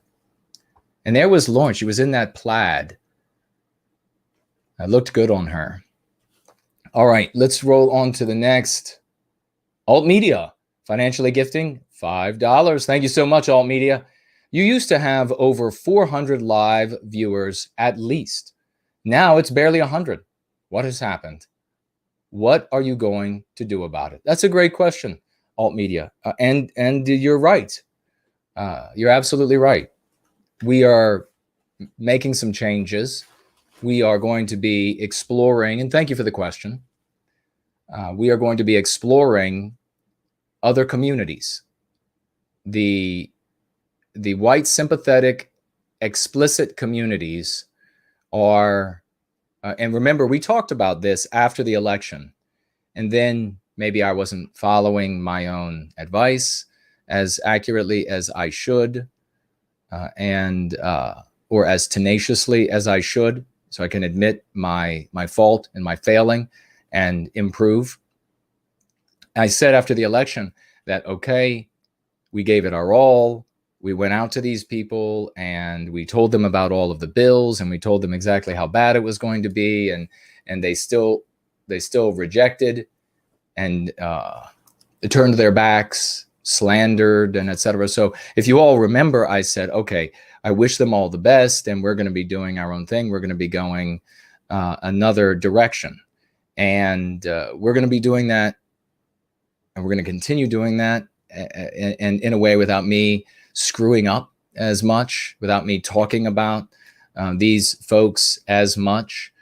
We need to be reaching out to the MAGA communities, patriot communities, nationalist communities. And when I say nationalist communities, I mean people who are law-abiding, patriotic, who love the country that they are a citizen of. Right? Not when I say nationalist, I don't mean national socialists. I don't mean ant-nats. And when I say ant-nats or national socialists, I'm always not referring to that a group of people in Scandinavia. There are people in Scandinavia who maturely imbibe an ideology under the same, a socio-political governmental ideology under the same name, who are not the ant-nats. They have a completely different mature approach And so I'm never talking about them when I'm talking about ant-nats. So we'll be going to nationalists, patriots, and the like, people who endorse right to self-defense, First Amendment, and we're going to be reaching out to them more, crafting more of the material for them to bring them over instead of these folks, and to replace these numbers. Because what's happened, alt media, is what I was talking about for the first hour and a half or so, and that is that these people are becoming increasingly radicalized, and they just want nothing to do with going free. They want an immediate reversal, and they want it to look like something very ugly in the anti-white narrative. And I don't know how many we have with us right now. It's probably, it's looks like Facebook disconnect. I wonder if Facebook stopped my stream. It was working over there, so that's curious. I'll figure that out maybe in a bit. But we're going to keep rolling right now. Thank you for the question. Evidence violates terms of service. Great to see you, good brother. Financially gifting $5. Donation sponsored by Sir Sniffsalot and Comrade Knee Pads. Hey, NWG. Does recapturing our destiny include returning West Virginia to Virginia's Commonwealth, as well as making allowances for the folks like myself who prefer turkey bacon to pork bacon? Well, sure. I don't know about returning West Virginia to Virginia. I kind of like the shape of Virginia right now. When I've seen the maps of Virginia as including West Virginia, I don't know. The shape just didn't quite do it for me. Most people don't realize that, I don't know how many states it is. It's some crazy number of states were actually carved out of Virginia. So it was a colossal state.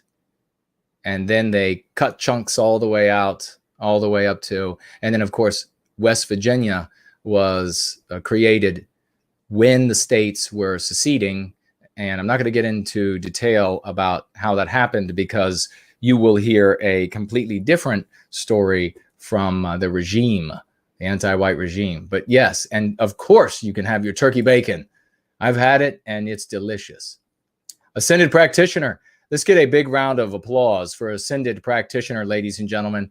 Financially gifting $50 US, $50. Actually, let's get those emojis out. Doubling the number of emojis, because it's $100. $100 from Ascended Practitioner financial gift.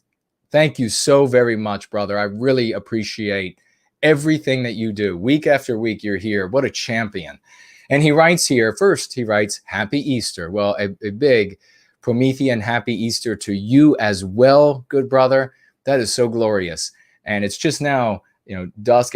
We're just after 7 p.m. Eastern Standard Time. The sun is getting lower in the sky. There were the daffodils, my favorite flower, of course, are up in the yard. The birds are outside singing right now. I can hear their glorious songs. There's some cardinals and some Carolina wrens. Of course, the little Carolina wren always singing out there. And what else is going on outside as the sun is getting lower, and the redolence of the trees blooming. The cherry blossoms are out, and so are the pear trees. Pear trees don't smell so good, but some of the rest, the others in the air are quite redolent, and it's just overall a magnificent moment to be alive in history, in the weather, in the story that we're in. So very happy to be here on this magnificent Easter.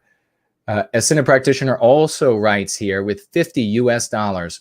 Should those of us who are active online be countering people who are playing the villain in chats directly or through offering our way as a good example? Great, absolutely germane question, good brother. Thank you so very much for that. If we reflect on what I was saying, and I didn't closely adhered to as I would like to at the beginning of the year, well, particularly after Biden assumed office, was that we definitely shouldn't, even before this year, even before 21, I was saying toward the end of 20, do not go to thought leaders, organizational leaders, content creators in a public way. Do not go to them and say, you should go free. You should say X, Y, or Z.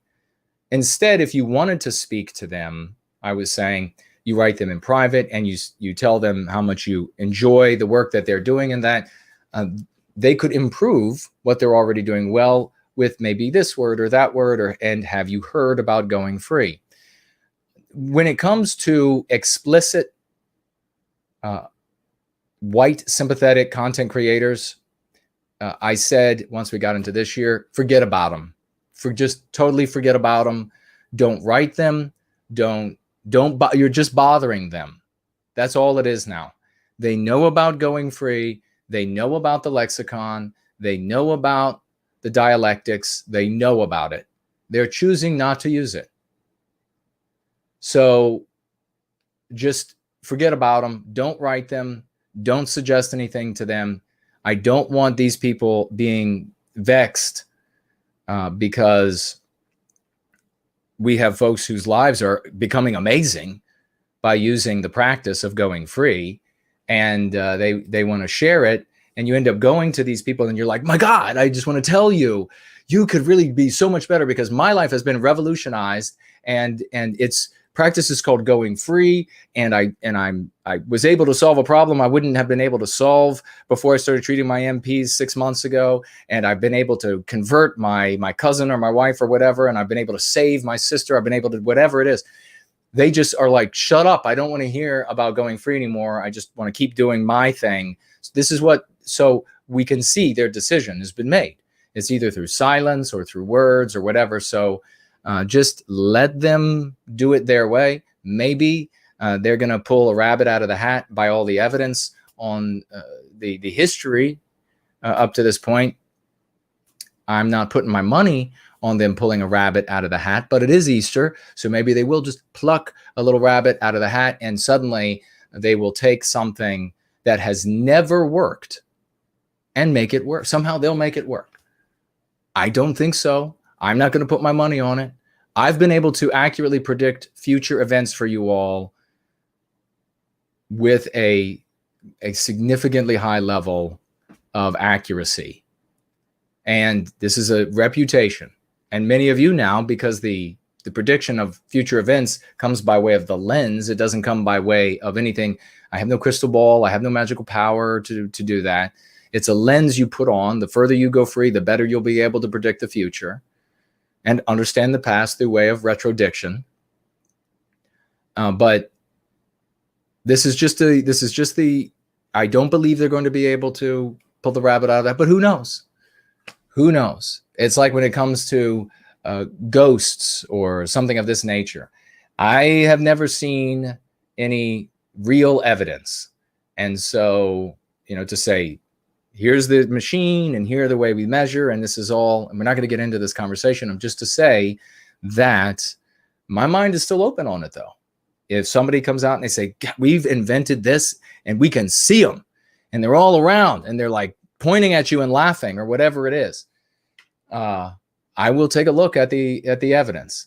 So my mind is still open. I wouldn't put money on it, but maybe they will pull a rabbit out of the hat, and that would be great if we ended up in a scenario where we could reclaim our destiny and everybody would be happy. There wouldn't be, our morality would be abided by. So there wouldn't be like, nobody would be gathered up from homes and shipped to some part of the country, or there would be no giant bloody war. There wouldn't be any of these things that these crazies, fantasize about. Meanwhile, they're not able to get the dead mouse out of the mousetrap and throw it away. So just don't bother the people who are creating content or whatever, organizational leaders. Let them do their thing. Now, when it comes to their followers, you just be the great example. you talk about your testimonial. And so you're absolutely right about how you approach this ascended practitioner. You talk about your testimonial, how much your life has improved by treating your MPs, how you have a grasp of the future, a grasp on the past, how you now look good. You look like the virtuous one that you are rather than a demon, and etc.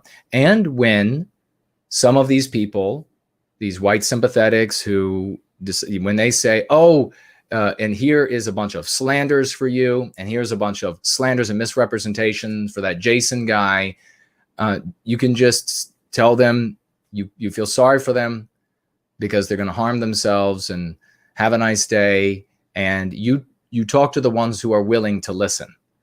There's no reason to debate, no reason to fight these people. They're not going to.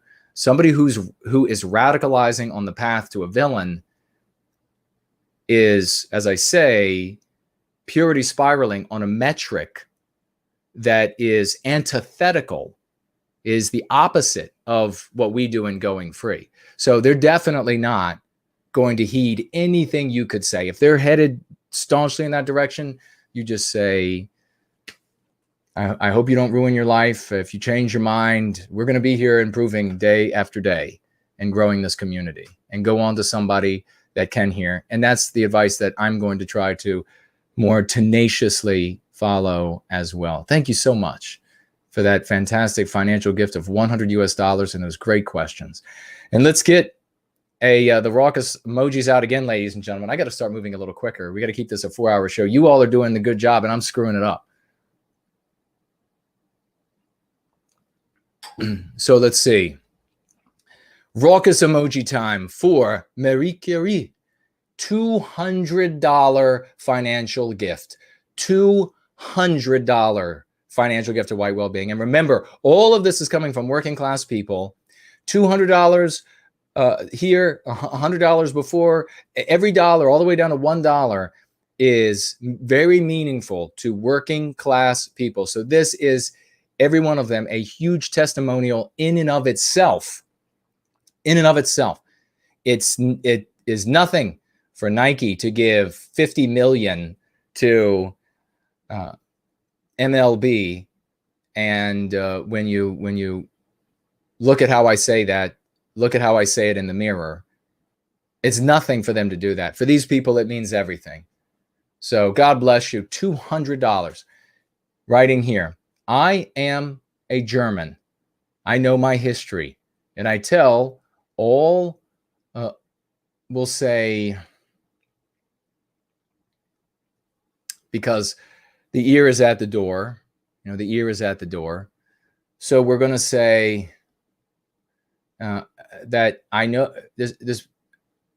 Marie Curie writes, I am German. I know my history. And I tell everyone who is an ant-nat, antique nationalist, that's a very specific type of villain in the, although that comes in various traits, but here we're talking about Germany. This person writes, I tell all ant-nats, stop it. All caps, exclamation point.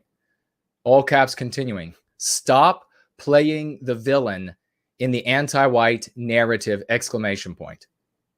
You are personally inflicting harm on me and my family. And then all caps again. Every day, the German anti-white mainstream media refers to WW2. Because of people like you, this will never end. You are personally inflicting harm on our children and our people, exclamation point. Use Go Free. It works, even in German. God bless you for that magnificent testimonial.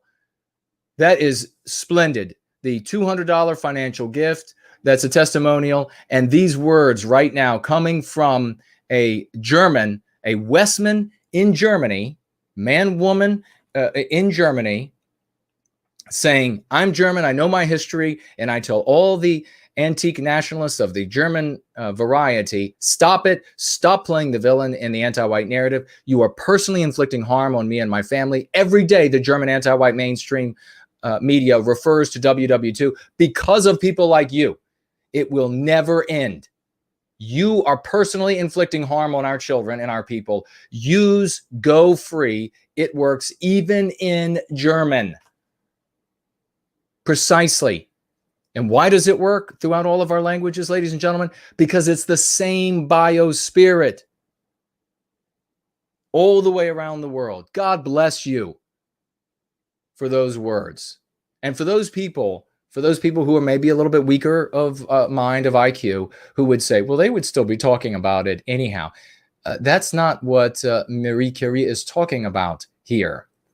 It's the individuals who are receiving in the population. I know it's hard to compute if this is the area that you are a little weak, but it's not what the anti-whites will do, because they're always going to be anti-white. It's the effect it has on the vagues, our brothers and sisters in the world.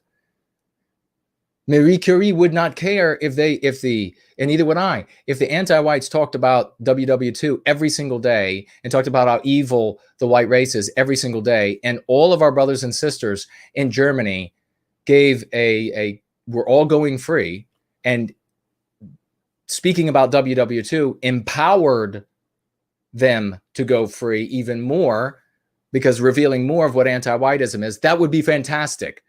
So for those who have a hard time computing, I get it. We all have different talents and different weaknesses. So I just helped you out there. I just did the thinking for you. So you should not be able to object to it. Thank you so very much. That is beautiful. Picking gauze, 1972, 5 pounds, 5 pounds, hurled over here with some wonderful tea, I'm sure, over the pond, the great big pond, and writes, Easter gift. I love White Wellbeing. Well, God bless you, and thank you so much for that Easter gift of 5 pounds. Yes, the Eunuch is back with another $3. Thank you so much, sister. In response to the bacon message earlier, to eat of the swine is most divine. Bacon is, I must say, pork bacon. Oh my God, I agree completely. Every single day I have it. Not a day that goes by without bacon, and then ham later in the day. So thank you so much. Yes, $3 gift. We have Heidi Van Buskirk. Well, let's get out those raucous emojis. Two financial gifts from Heidi and Raymond, folks. These people, love this couple, wonderful people. They could not be more glorious than they are. Financially gifting twice, $75 each financial gift. $75 first gift by Heidi and Ray says nothing more than my turn. And then the second one, $75 financial gift, says Happy Easter and God bless all of you. Well, God bless you, sweet sister and brother. Wonderful, wonderful champions, great exemplars of what it means to go free. These people on very different paths and now and been going free for a very long time and becoming more magnificent by the day. We love you all so much. Wonderful family these people have. Thank you so much. Big raucous emojis. And we have Taylor Gaza, $20 financial gift. Great to see you, Taylor. German Shepherds are the best police dogs, just as Bloodhounds are the best tracking dogs. Canine are one species of many breeds, just as Homo sapiens are one species of many races, each of which have many unique abilities. Absolutely correct. And you will look into biology and see that indeed breed and race are the same thing. But of course, ask CNN. Maybe I'm wrong. Maybe my teachers in all of my biology classes were lying to me, which is possible. So make sure you check it out. And there are significant differences. And when we look at an animal, we can, I think, poetically speak about their biospirit, but I think it's probably easier and more accurate to understand their instinct, because we talk so often about an animal's instinct. When it comes to a human being, we are a much more complex animal, whether you believe we have souls or not. And of course, many of us do. And so we've referred to it as our biospirit. There's something there, seems to be immeasurable, is immeasurable at this moment. We don't have the tools, but maybe not always. And then maybe at some point we find out the same thing about the rest of animal life. Who knows? But we're only going to be able to figure that out if we recapture our destiny. So God bless everybody here who financially gifted so far. Taylor, Heidi and Raymond, Yiz, Picking Gaz, Marie, Ascended Practitioner, Evidence Violates, Alt Media, and Yiz again. Let me swivel around. I want to see what you all are saying. Let me ask, was anybody watching on Facebook when, and it was working and then it stopped working? Did that happen? Or was it not working at any point? I'm trying to reload it right now. I just want to see if we have some sort of, well, no, it seems to be working now. It does seem to be working now. So I don't know what happened. Perhaps Facebook stopped the music because I was playing the rock music. If you are interested, folks, prior to the beginning of the shows, or at least for the last two, won't always do this, but I will, in the pre-show, while I'm running around like a decapitated chicken, I am playing rock music that, of course, I don't own, but it's on my other platforms where you could listen to it. You can't really see me, although I did blink in for a second for fun. It's kind of blurry, but I'm rocking out here, and it's a good way to get the show underway, the gathering underway. So let me see what you all are saying here. Guten Tag, Jeffrey as well. Let's see. Evidence says, send another entropy. I'll check it out. Coconut, hello, dear sister. Great to see you. And Rory, hello to you. Welcome. This is really the only notification I get that you are live is Facebook notifications. Well, thank you. I hope they don't get rid of me. Jesse Link says, honestly, the dog thing doesn't jive. All dogs were wolves, and whites changed that. Human races, don't want to descend into the weeds of this subject. I have in the past descended into the weeds of it, and please feel free to investigate on your own. But you will find that there are species of animal that they all look like dogs. And how can I say this? You may find they look like dogs, and they came into existence without a single ancestor. They're capable of breeding and reproducing. So there is a lot there when you get into the weeds, and it doesn't do any good for.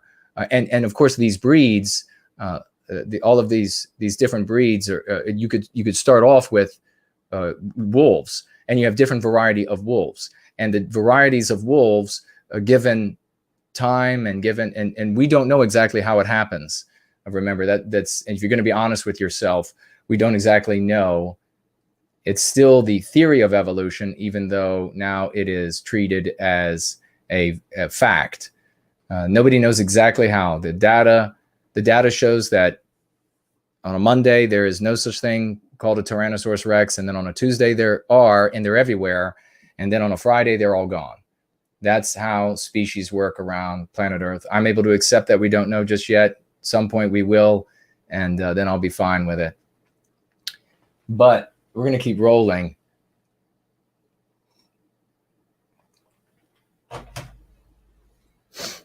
Iraq Syndrome says, no more white guilt.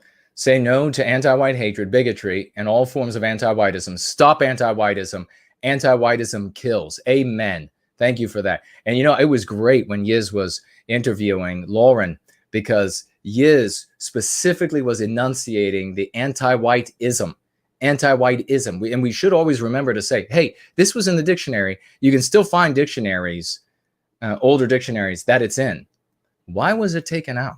Why have so many dictionaries ripped these pages out? Why did Jason have to think that he invented anti-white and anti-whiteism back in the early 90s? Wasn't in the dictionaries.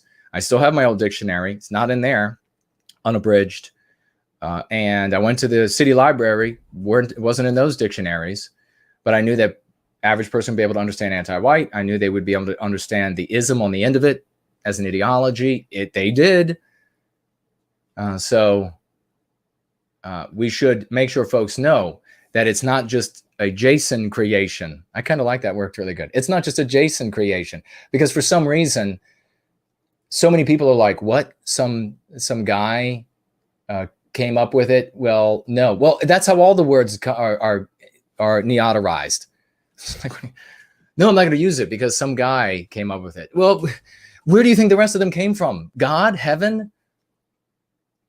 Anyhow, yeah, let them know that it was already in the dictionary and they should be using it. It was splendidly done. Draven says, my son says you remind him of a younger, slimmer Arnold Schwarzenegger. Well, that is quite a compliment. We'll tell him that he has my deep and unabiding gratitude. A younger and slimmer Schwarzenegger. I do. And that's one of the things. I had somebody, especially because we were looking up all of these different comments and tracking how it was getting worse and worse, more people attacking me.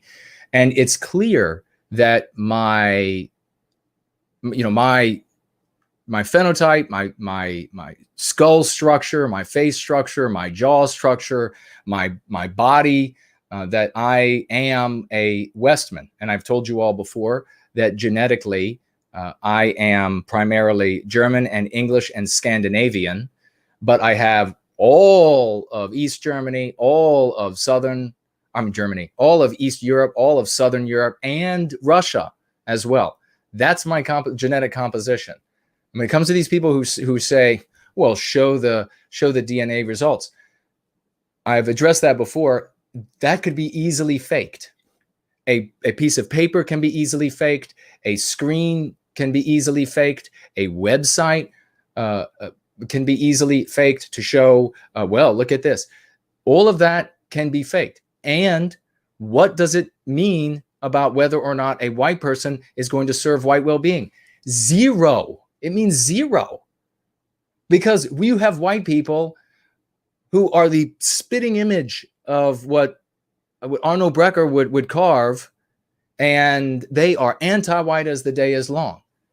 So this is preposterous. What matters is the fruits of your work. That's what matters. So anyhow, you have all these people coming along, and one of the people I was talking, trying to claim that I am some other race. And one of the people that was looking some of this up for me said, it's clear that these people are just jealous of how you are so much more in the image of something that Arnold Brecker might carve than they are.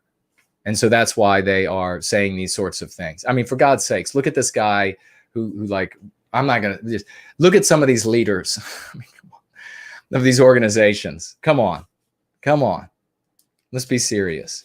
But thank you very much. I see a Jay. I see the great White Healing is with us. And don't forget, folks, that you can also financially gift in cryptocurrency. Nobody's doing that, but you can. You can go to nowhiteguilt.org. You will find a financial gift tab at the top. There are 4 different cryptocurrencies that you can financially gift.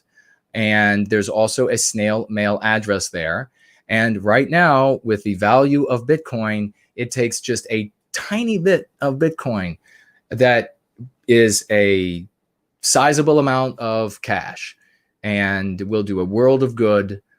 And so consider that when you're thinking about financially gifting as well. It is an option. Nobody's using it. So I want to just mention it again. I feel like people would use it if maybe I mentioned it more. But I see JK at 160 is here. Great to see you, good brother. So is Euro Yankee. Hello, sweet sister. Welcome, welcome. Machiavelli sucks. Great to see you. Black Note. And great to see you. What a great, isn't this just a magnet? Truly, honestly, you've got to be on. I mean, look at this. We've got tulips. We've got eggs that I, as a grown adult male, actually colored. Can you believe this? Just for you all, for the love and the kids. Your kids do your eggs look that good? Because if they don't, maybe I'll have to give lessons next year, and we'll have like an online for your children, and steps A through whatever on how to color eggs. I don't know. Maybe they don't want to trust me, but next year we're going to make some really neat ones, I think. Anyhow, let's see who else is here. And we're going to keep rolling, get into some more substance. Brand Danger, the great Brand Danger is here. Great to see you, brother. Space Hopper is here. Great to see you. Hey, and if you all at any point, Mr. Piazzi, hello, welcome to you. Artist Tyrant. Groundhog Fury is still with us. The great hero is with us. Do we have Luke Mason? Is he with us as well? Sometimes it's like they're like these twin gods. They sort of descend at the same time. But we'll see. Dr. Dinger says, my puppy sleeps with ease as your voice plays in the background. I think my puppy finds your voice soothing. Well, thank you so much.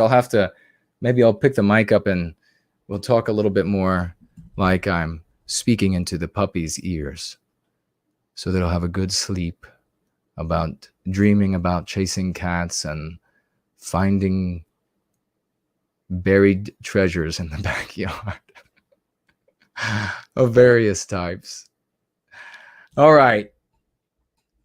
I have heard this. A lot of people writing me they'll write and they'll actually take pictures of their pets, cats and dogs, asleep or wide awake and like attentively listening to me speaking. So apparently I can speak to the wildlife. I just can't speak to the ant gnat sphere. They've had enough of me. Althea says, your eggs are superbly dyed. Well, thank you for that.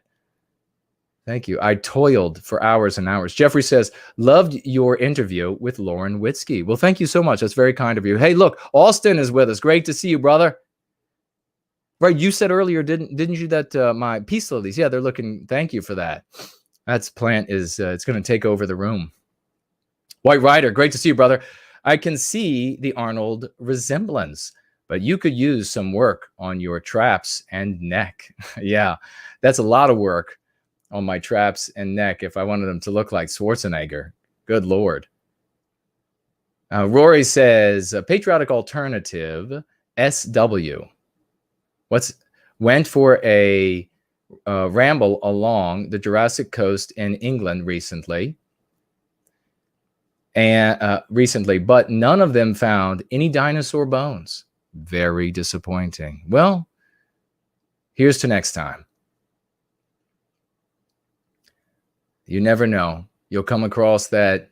Don't do what they did talking about finding bones. Piltdown Man. Everybody forgets about Piltdown Man. Who remembers him? The scientific community's fraud. Discovered in Piltdown in the UK. And they said this was the highest of the most prestigious. And they dug this. They have the skull. And they said, this is the missing link between ape and man. And it was decades, right? But ask CNN. Make sure you listen to voices on the other side. Maybe I'm completely wrong.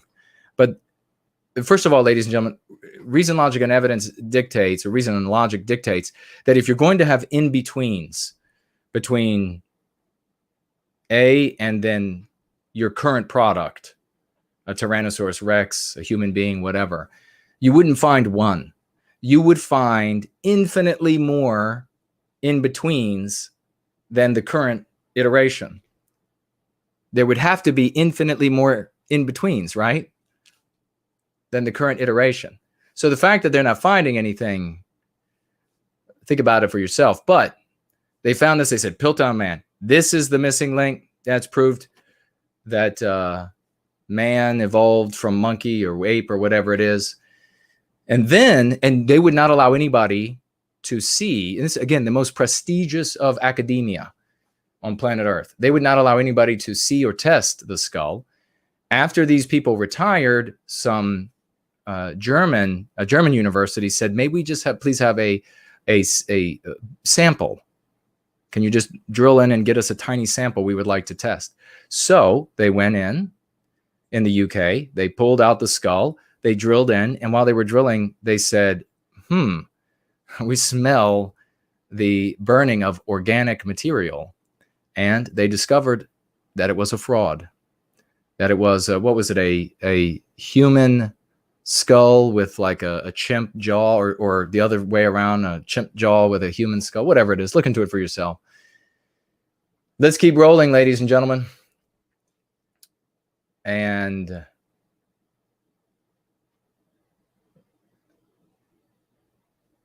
just jump to the bottom here. I'm going to look over at Cash App really quick, and or I'll reload it while we get into some announcements. We talked about Yiz with Lauren Witzke. Make sure you subscribe to Yiz the Eunuch on YouTube, and she has accounts on other platforms. I want to also mention the miraculous, is she here, Elaine Sabatino. I would love to show some of Elaine's work, and maybe I'll try to pull it up while we're talking. Oh my gosh, this lady is such a superhuman for White Wellbeing. I don't know what to... she has done... Oh, for the love of God. Can somebody grab this phone and work it for me while I continue to chat with you all about things that are important? Where do I go on this? I think I go here. No, that didn't do it. Anyhow, we'll see if Elaine is here. Somebody asked her if I can show some of the work that she has done for White Wellbeing this Easter. Or maybe I can show this. Let me see what I am seeing. So look at this. She made this. Isn't that wonderful? I don't know exactly how or what I'm allowed, because I don't know if she's... Is this the one that I wanted to... I don't know if her profile is private. Then obviously I don't want to, and I don't want to show any images of her. Take a look at this. I mean, are you this creative? I bet you are. I bet you could have the talent to get out there. There are just slews of it. She's superhuman. Fit your proselytizing, your marketing, your message to the holiday, to the event, to the location. And thereby you'll get the attention of ordinary people out there, the vagues out there. Go to where you know that our brothers and sisters will be, and then get in front of them with that material, and we'll bring over good people. Before you know it, we keep at it, and before you know it, we'll have small business owners who will want to be part of the community and practicing going free and helping the community. And then we'll be able to have our own little mini economy with business owners, and that'll enable more people to get into the process of owning their own businesses, making their own living. And then if the little business owners come, then those mid-sized business owners will come. And then you begin talking about, okay, there's enough money here to really fund a machine for the work that we're doing. And then the sky's the limit. So want to laud that lady. Let's get some applause for Elaine's, and everybody who I don't know who is doing as much as Elaine, or just a little less, or a little bit more. All of those people deserve a massive round of raucous emojis. Thank you so very much for your great efforts. I also want to share quickly this wonderful woman, an 18-year-old woman. I cut this out and made it its own video titled "Her Future - What is Your Advice?" And you'll be able to... White pride. You'll be able to see this. You'll be able to see this on my channel, find it on my channel, and then easily share this. The video is not very long. It is extremely powerful, because this is not about adults coming together and one adult saying, well, that adult believes that we should go this direction because of X, Y, or Z, and then another adult saying we should go this direction because of X, Y, or Z. Here we have an 18-year-old woman at that moment of purest beauty we've talked about before, where she's saying, why can't we be the heroes? Why are we always the bad guys? And by saying this, she's saying, I want to do something about this. I'm speaking out about it being grotesque. That is pure love. And that is pure courage that she is demonstrating right then. We all started our journey at that spot. And then we make the decision about what it's going to look like to implement that desire. And for far too many, it means a path, verbiage, and a look of villainy where you end up suffering your entire life. Now, do you want this young sweetheart here to ruin her life? She's 18. Do you want her to be white flighting into who knows what horrors in the future?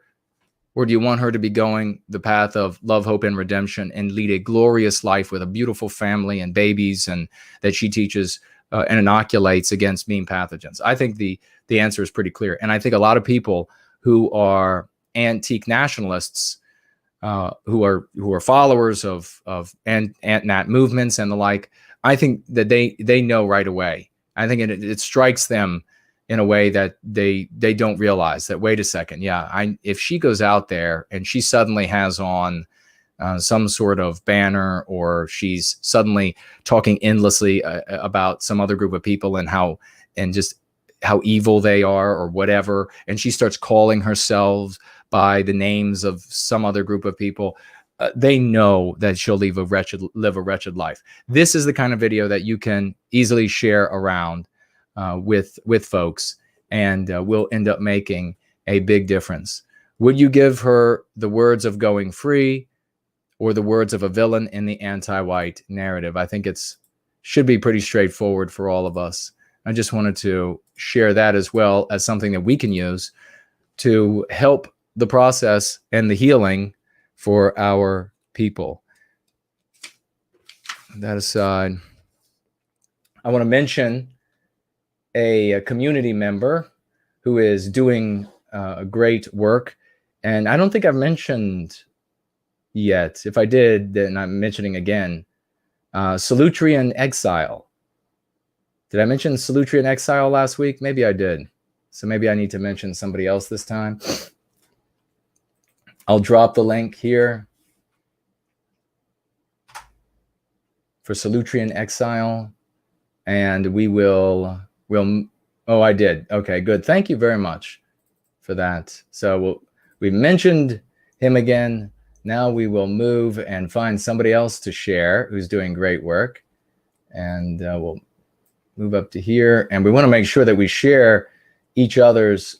Well, this one's really easy. Somebody else who's doing great work, ladies and gentlemen, the Great Order.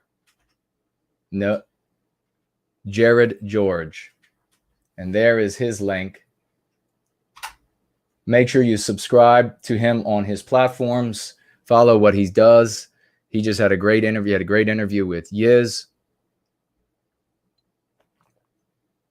He has John Bruce Leonard. They have a show together that's stupendous.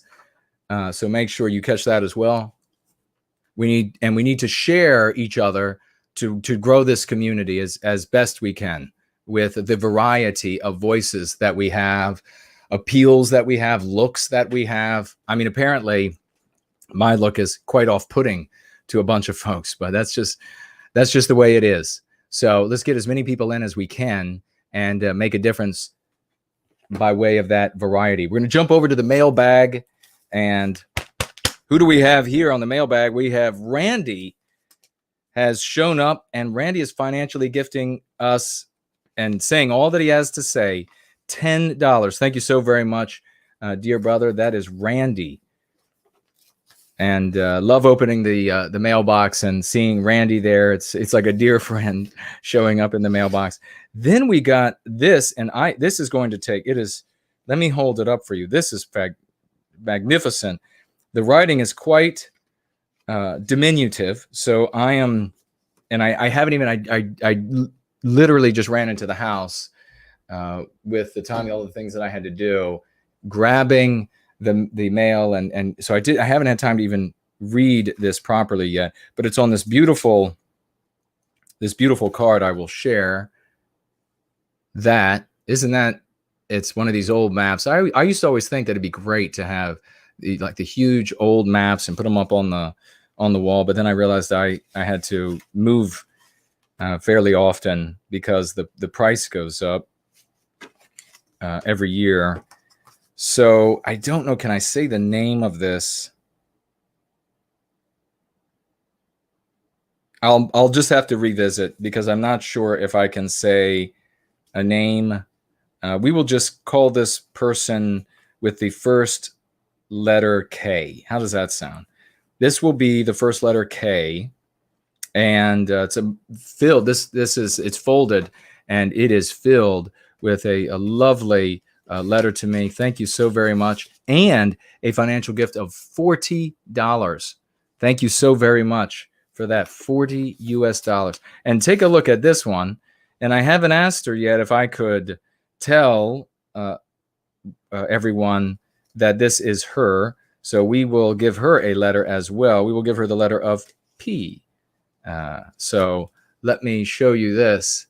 Isn't that beautiful for Easter? That is fantastic. Thank you so very much.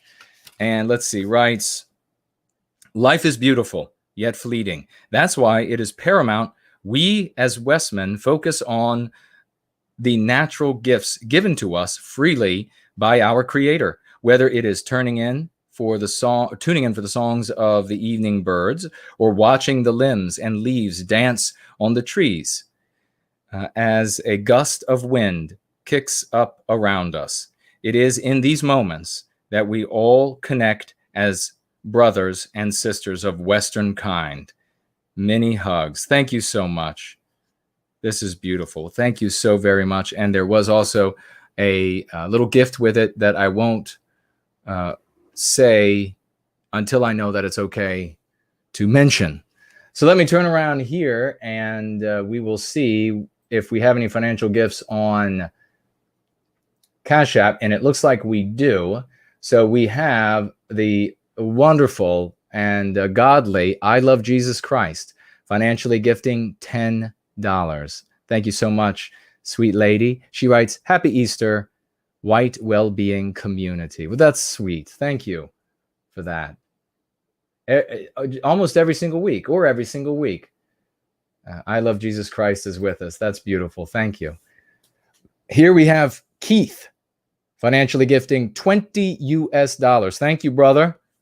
And he writes, I gifted 6 of Go Free to friends and family. Wow, let's get a big round of raucous emojis to Keith for that. He gave 6 copies of Go Free to family and friends. That is being a superhero. That's what it actually looks like to be a hero today, Keith. That is exactly what it looks like. Not to put other endeavors down, but being a hero today simply does not look, in my opinion, my humble opinion, I could be wrong, does not look like going to some sort of rally and yelling a particular type of hello, if you will, and playing a really gross kind of music from the 70s and 80s and early 90s and acting a fool. That is not being a hero today. Doing what Keith did here, actually reaching out to friends and family saying, look, this will make your life better. That's a huge thing. So I really appreciate that, brother, you doing that for White Wellbeing. What a champion. And financially gifting $20 on top of that. All right, we have here Machiavellia Sucks. $2 financial gift. Thank you. Thank you so very much. And writes, hockey teaches you about life. And there you have it, probably from a hockey player. I could tell a story one of these days about being on the ice with some amateur professional or not amateur. I guess that's a oxymoron. Professional, but below the highest league and the highest level, and what that was like for me, especially since I didn't have skates on. So that was fun. We have a financial gift of $10 from our sweet lady, Southern Bloom. That is a magnificent name, isn't it? $10. Happy Easter to you and all in this community. Well, a big happy Easter to you too, sweet sister. Thank you for everything that you do, for being with us all the time, for being a wonderful lady. $10 financial gift.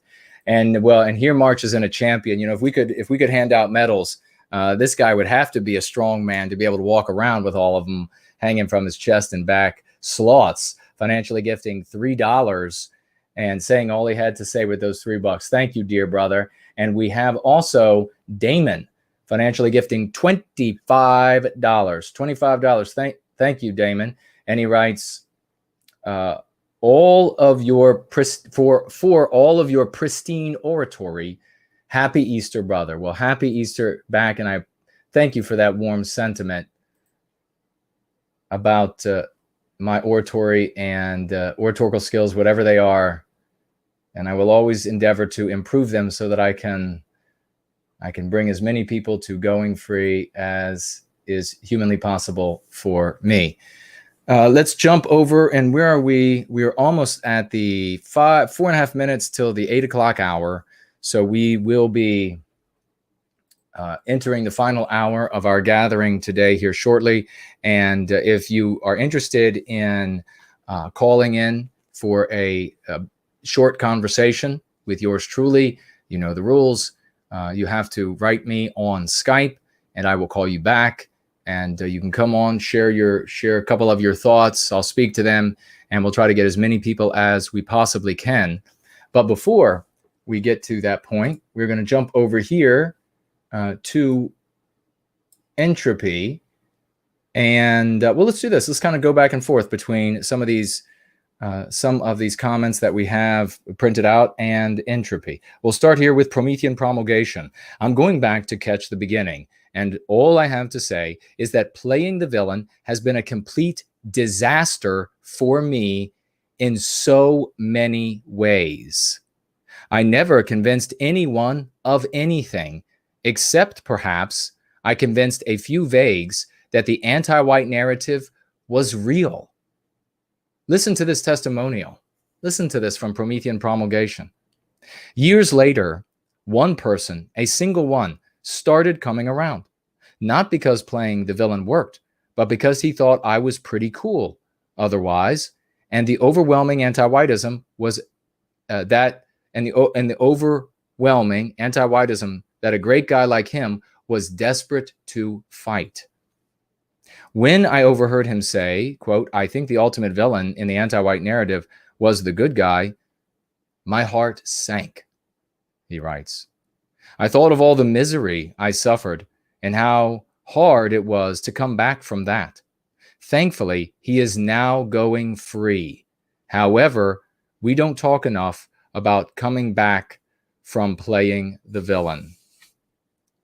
You have to be pristine to the nth degree. When everybody else, normal white people, partake in the occasional grotesque humor, insults, gossip, or anything that might remind them of the villain they see on TV, you must keep yourself above such behavior without being the puritanical busybody they also associate with the villain. Anytime somebody belittles themselves, I have to tell them how great they are. When someone has car trouble after work, I have to stay to help them, no matter how long it takes. When a longtime coworker quits, I write a limerick about them. I pick up litter as I walk in. I befriend the wildlife in the area. I don't listen to the hiling around vagues. The list goes on. If this doesn't sound difficult, realize that this isn't a one-time ordeal. This is every moment of every single day you are in public. Jason, if there is any part of this you read, please give a shout out to a sweet lady named Guldry. Her family is struggling in an area filled with invasive house sparrows. Yes, that's very sad, and a big spotlight on Guldry. I'm sorry to hear that. You need to try to, first thing, you don't have to, if you are someplace that's quite dangerous with anti-whites all around, you need to find another place to be, even if it means that the other place is maybe not going to be quite as nice as where you are, or whatever it takes. Please get to someplace good, and you are in our thoughts and in our prayers. And what a magnificent letter this was from Promethean Promulgation. I think this was under the on the thread under the last video, where he's talking here about playing the villain, how much harm it did to him, how he never convinced anyone, how he finally brought one guy over after all of the years, but not because of playing the villain, but because the person is so good that he just got so sick of anti-whiteism that he felt like he had to do something, and all there was Promethean Promulgation there talking about the villain, and how his heart sank when he heard this dear friend, this great guy, saying that this person or whatever was the ultimate hero, when really it's the ultimate villain in the anti-white narrative. And then Promethean Promulgation is the message. So he's living the life of a Westman in every way. He's picking up litter. He's befriending the wildlife. He's helping people at his place of work. That's the kind of person who, when he starts talking about going free to people, they're going to listen. So remember that you are the message in every way. Live your life as our greatest champions lived theirs. You are the good guy. You are the healer. So thank you so very much for that Promethean Promulgation. What a glorious testimonial. Michael here says, I love your shows. God bless you, from England. Well, much love back, Michael, from the once great state of Virginia. And we will get to, we'll read Ruination Media. Lovely porridge, ladies and gentlemen.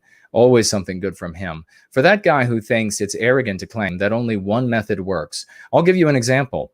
In a chat I joined, conservatives were claiming that changing the race of well-known characters in new movies could backfire on liberals because it means, and this is, of course, he's using their words, because it means they will also have to change the Black Panther, Blade, and Shaft into white men. Then the conservatives laughed and celebrated this epic defeat of liberals. The reason they can be this wrong is that they speak and think within the anti-white narrative. The only possible way they could reach the correct conclusion would be to go free from the anti-white narrative. There is no other way. Until then, the most horrendous abuse of our children will be regarded as an unintended side effect of anti-whites going a bit too far with their love and empathy for non-whites and other victim groups. We can't free our people while remaining trapped in their narrative that our victimizers created to ensure we would never go free. It would be like planning a prison escape, but never addressing the problem that you are chained to the wall. Very well written, good brother, and always something good coming from lovely porridge. You know that, a magnificent champion. Over here on Entropy, we have Evidence Violates TOS.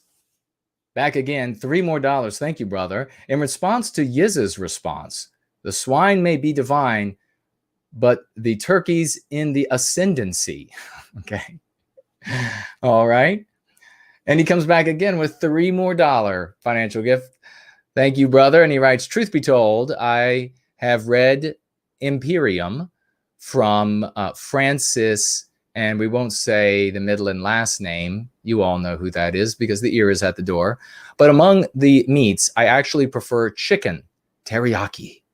Thank you so much, brother. Also tasty.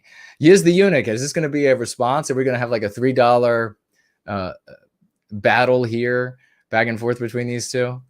A duel? $3 more. Yiz the Eunuch. Let's see. No, it might be something different. She writes here, Michelle Malkin at Newsmax did a 30-minute special specifically about anti-whiteism.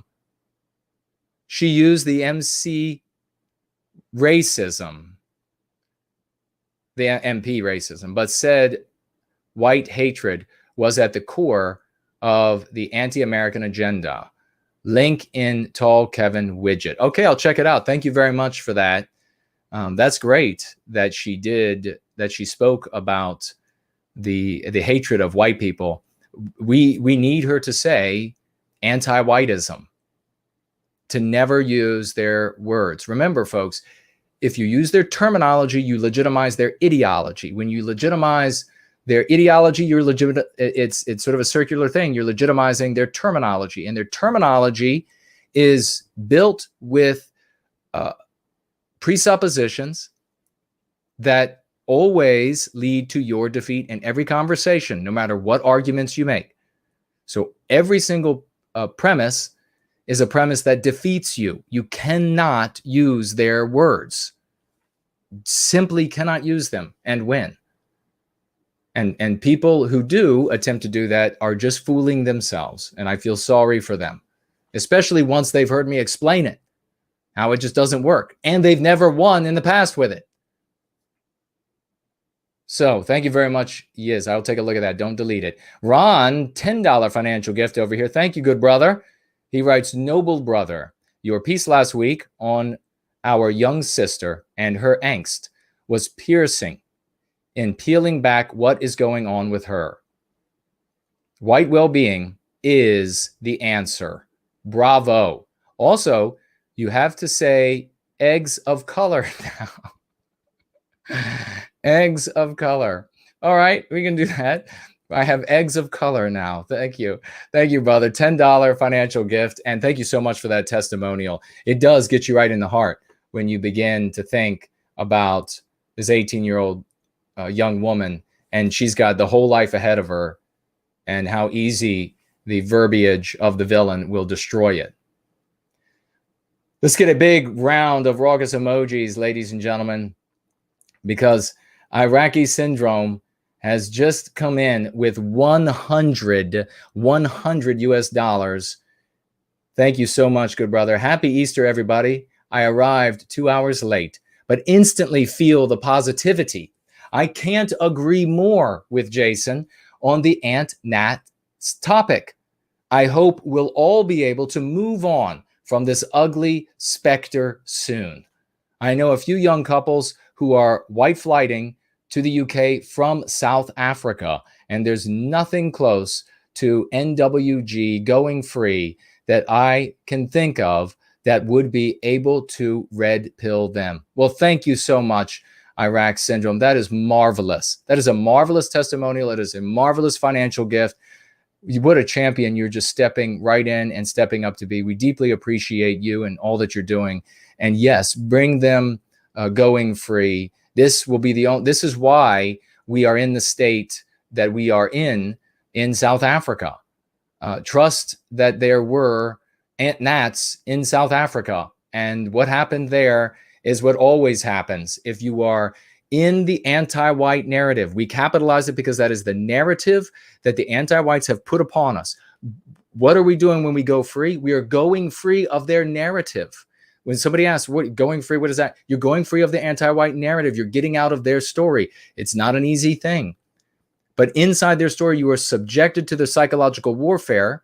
Every argument, every word that they use is calculatingly used against us, built with the premises that are unseen, that cause you to lose every single discussion, no matter how snarky of a response you think you made. You lose every single argument with them. Going free teaches you about these mean pathogens that are inside of you. You'll become better by treating those mean pathogens. It's a lifelong thing. It's a practice like working out or eating right. It's lifelong because it's stuck. You can no more forget the mean pathogens than you can forget how to ride a bicycle. You can say that you don't feel any white guilt, just like you can say that you don't know how to ride a bicycle. But if you know how to ride a bicycle, you can get right up on it and ride it. You can say you don't have white guilt, but you do, because you were infected with it. You need to know what you are infected with and accept it and treat yourself for it. This is the only way that we have any hope.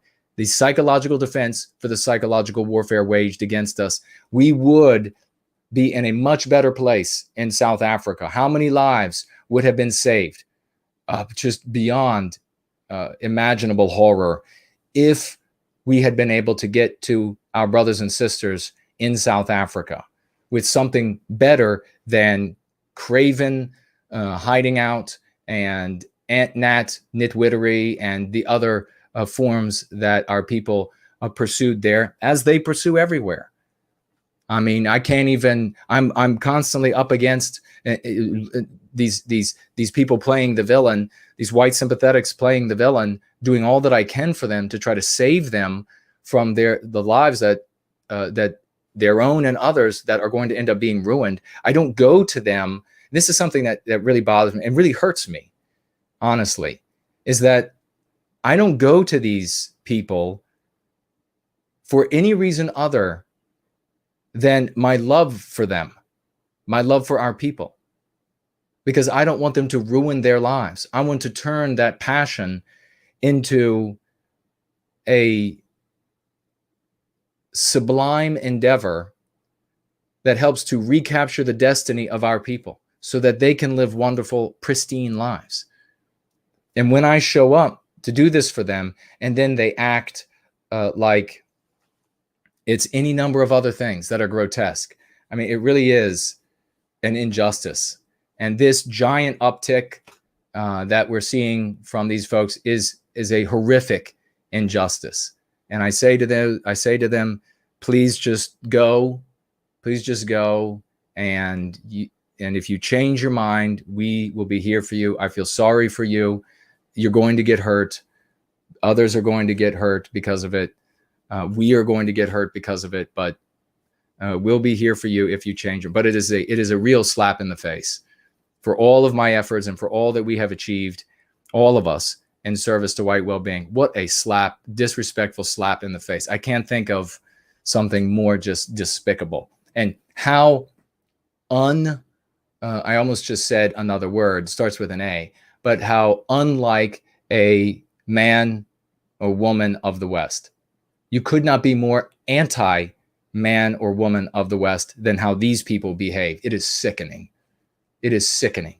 You would never see, for that community that they love to hate on so much, you would never see a puppy, so many puppies, destroying the reputation, spreading vicious lies and etc. about a fellow puppy who was doing and had done so much good for the puppies. Never. So what does that say about these people? Sickening. Absolutely the most dishonorable, disgusting behavior imaginable. Characterless swine is what they behave as, instead of the men and women of the West that they claim to be. Just absolutely disgusting. Never seen a puppy do that. Never. Rory, financially gifting $3. Thank you so much, brother. Back again. Dear Jason, I live 40 miles away from where Cheddar Man or Cheese Man was discovered in the Cheddar Gorge, Somerset, England. Could you please explain why 99% of the current population there are white? Well, that's a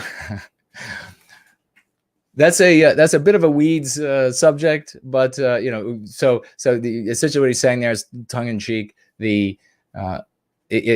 Cheddar Man, of course, is now said to be something other than white. And what are they saying now? I mean, I even stopped as they started going back and forth, and then they said, well, they couldn't. I got to be careful about how I say it on here because the ear is at the door when it comes to YouTube and Facebook, and So I don't even know exactly what they're saying about this. Let's do this.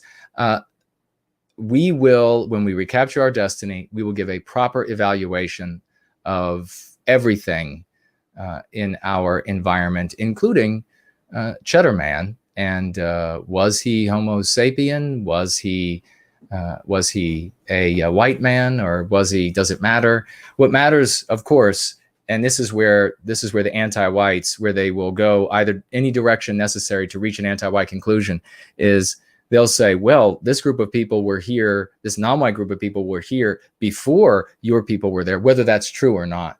And then they'll say, that means that that's their place for eternity, and you can't come, and if you've come, it's theft, or what. But wherever you were is perfectly open to every other race of people coming. And so this is why we don't get into this, boy, look at the double standard, and boy, look at how bad it is, and look at their policies. And this is why we just go free. We remedy the problem. We remedy the problem. Thanks, Rory. That's funny. Yeah, why are all the people white there if Cheddar Man? Exactly. No White Guilt Clips. Hey, great to see you. $20 US from No White Guilt Clips. Thank you so much, brother. Do you think calling into conservative talk radio stations, using our lexicon, and mentioning your website would be an effective method to spread going free? Absolutely. You do it in a respectful way. No White Guilt Clips goes on to say, I had some success doing so in the last few months. However, I was often immediately censored from the broadcast after I said the word anti-white. Ideas to overcome this. Yes, they have. Republican Party, conservative leadership, the money of this, they are anti-white. That's the reality. To maybe not as anti-white as the people on the other side of the aisle, but they're anti-white nonetheless. And they don't want to win, because if they win, then they get in trouble with the anti-whites. So using anti-whiteism for the leadership is something that they won't avail themselves of. You'll see people in leadership roles or personalities on radio or television, they'll use it and then suddenly they'll stop. And if they don't stop, they'll be fired. So you did the right thing. You get on to the show and you say, very politely, you say, this topic you're talking about today, XYZ, and very polite. You're speaking, maybe drop one of the words that they use. So you pace them, you make them feel comfortable, you're with them. And then you say, I'm really upset and scared about all of these anti-white programs. And then, yes, they'll say, okay, click to you. But what you've just done is you have just spread the word anti-white, or you spread the word anti-whiteism, but make sure you enunciate it clearly, to however many hundreds of thousands, even millions of listeners. So that is a huge success. If they hang up on you, you've had a huge success. Sometimes the host will be doing something while you're talking, and the other person or two that are supposed to be listening as well won't necessarily catch it right away. And you'll be able to say a couple of words. But do a dance when you get onto a radio or call on television or whatever it is, even public access, whatever it is, and you can use some of our lexicon, because it's going to reach the ears. And those people, just as I experienced over all these years, all the way back into the mid 90s, early 90s, when I was saying anti-white and anti-whiteism, and I saw people's eyes go like that. What? There's a name for it? There's a way to put it into a box, and it's about hurting us, all of us? It just wraps it right up and makes it easy to understand. Dance when you get on the air. And the fact that they hang up on you, you should laugh, because you know that you just got one over on the anti-whites that run Conservative Inc. or run the Republican Party or run whatever. So God bless you. Well done, please. And folks, if you do this, get out your, have another device to record your conversation. If you don't mind, if it's you're not worried about your anonymity when it comes to even just hearing your voice. And maybe we could even change that a little bit. You could change it a little bit, maybe with software. But hey, you call in, you get that recorded where you say something like this and you get it out on air. We will celebrate you as a great champion.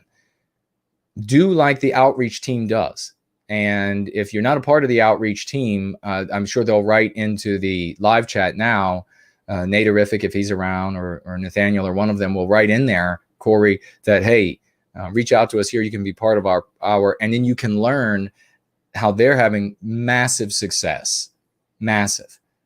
So it can be a team effort on a radio or on a television or whatever. Thank you so much for mentioning doing that. And it is empowering those listeners, the vagues out there, our brothers and sisters, versus getting onto one of these platforms in the what they refer to as the groyping, where you go on and you reference some other group of human beings, or in a snide or ugly way, or you tell some sort of snide joke, or get a snide or sarcastic laugh out of it. That does nothing. So you juxtapose, you want to do something, you want to empower people and bring them this direction, because it's all about changing the context, because that's all we can do. Now, we can work on ourselves, change the context in which we have to live, so that all the decisions have to be made inside of that context. And we do that by being in our story, therefore changing the language. Or you go on there and you make some sort of a snide remark that you can, hit the beer bong to and laugh about while you're, whatever these people do, while they're hitting beer bongs and using drugs or whatever, they can all laugh. Hey, remember the time you got on there and you talked about that guy painting?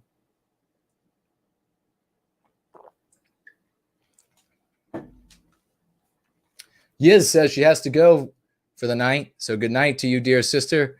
And she's an early riser, and she'll probably be making a video tomorrow or the next day.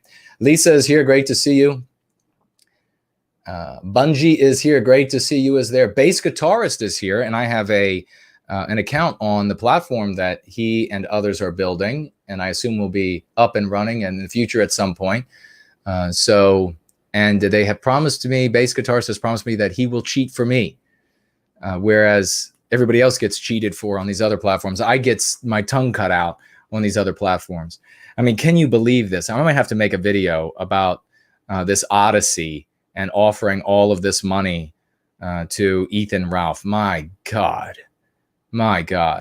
Anyhow, and if they're paying him, they're going to be cheating for him. So let's see. Who else do we have? Heidi is back with another $25 financial gift. Wow. Thank you so very much. That's $200 now from Heidi and Raymond. God bless you, sister. She says, just bear with me. Here's a joke. Why won't Easter eggs go out at night? Because they don't want to get beat up. Ha ha ha. Good one. I just can't help myself. That's just funny. That's true. They don't want to get beat up, but I will show you. I won't be beating up mine, but I will be devouring them. Let me see if I can get okay, here we go. Take a look at this beauty. Now, this was no amateur. I'm telling you. I definitely don't have any of Da Vinci's painting abilities, but I can color a mean egg when I am instructed. Thank you so much, Heidi. That's fantastic. We'll check the question widget really quickly. Well, let's jump over to here and we'll keep rolling. Generic commenter says, why do I need Going Free? I don't need such a self-help book. I may read it one day. I may not. But I find the writings of Emperor, and then he goes through some names, to be more of vital texts. All right. Promethean Promulgation actually looks like he responded. He writes to him, because those other books don't address the problems of today. The problems today is that we have the most sophisticated psychological warfare ever seen waged against us. That is very different from the problems people faced 2,000 years ago. I think everyone should read a firsthand ancient sources, but that is for something very different. Very well said, Promethean Promulgation, and completely expected from your caliber of thought, brother. Yeah, this idea, and you're seeing how this generic commenter, that well, you're gonna read a bunch of texts that some ancient, some not so ancient, none of which have produced success, none of which have produced. So what are you doing? If I'm just being frank, and more power to you. If you want to go dig into, plenty of people have done this and have come out with nothing as well. So can't you look at the outcomes that others have had by digging into these other texts and having nothing to show for it, except opinions and evaluations that they then argue with other people who have different opinions and evaluations of those texts? Or do you go with something that has been producing results for years, currently producing magnificent results to the point of miracle level results, and can easily be predicted to produce more of these results, successful results, especially as the practice is further refined, and I can share more of the practice with folks as the community gets larger. Which way do you go? I mean, it seems you're essentially, this is like a big insult to me, a personal insult to me personally by a generic commenter.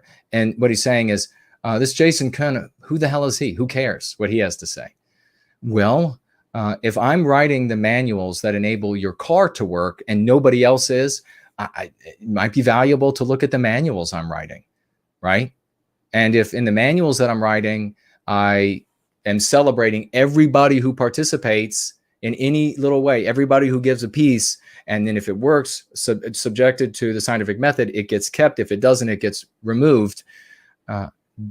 Shouldn't that lead you to think that maybe this is something you should look into? I mean, can you really go find out of these other works that you mentioned here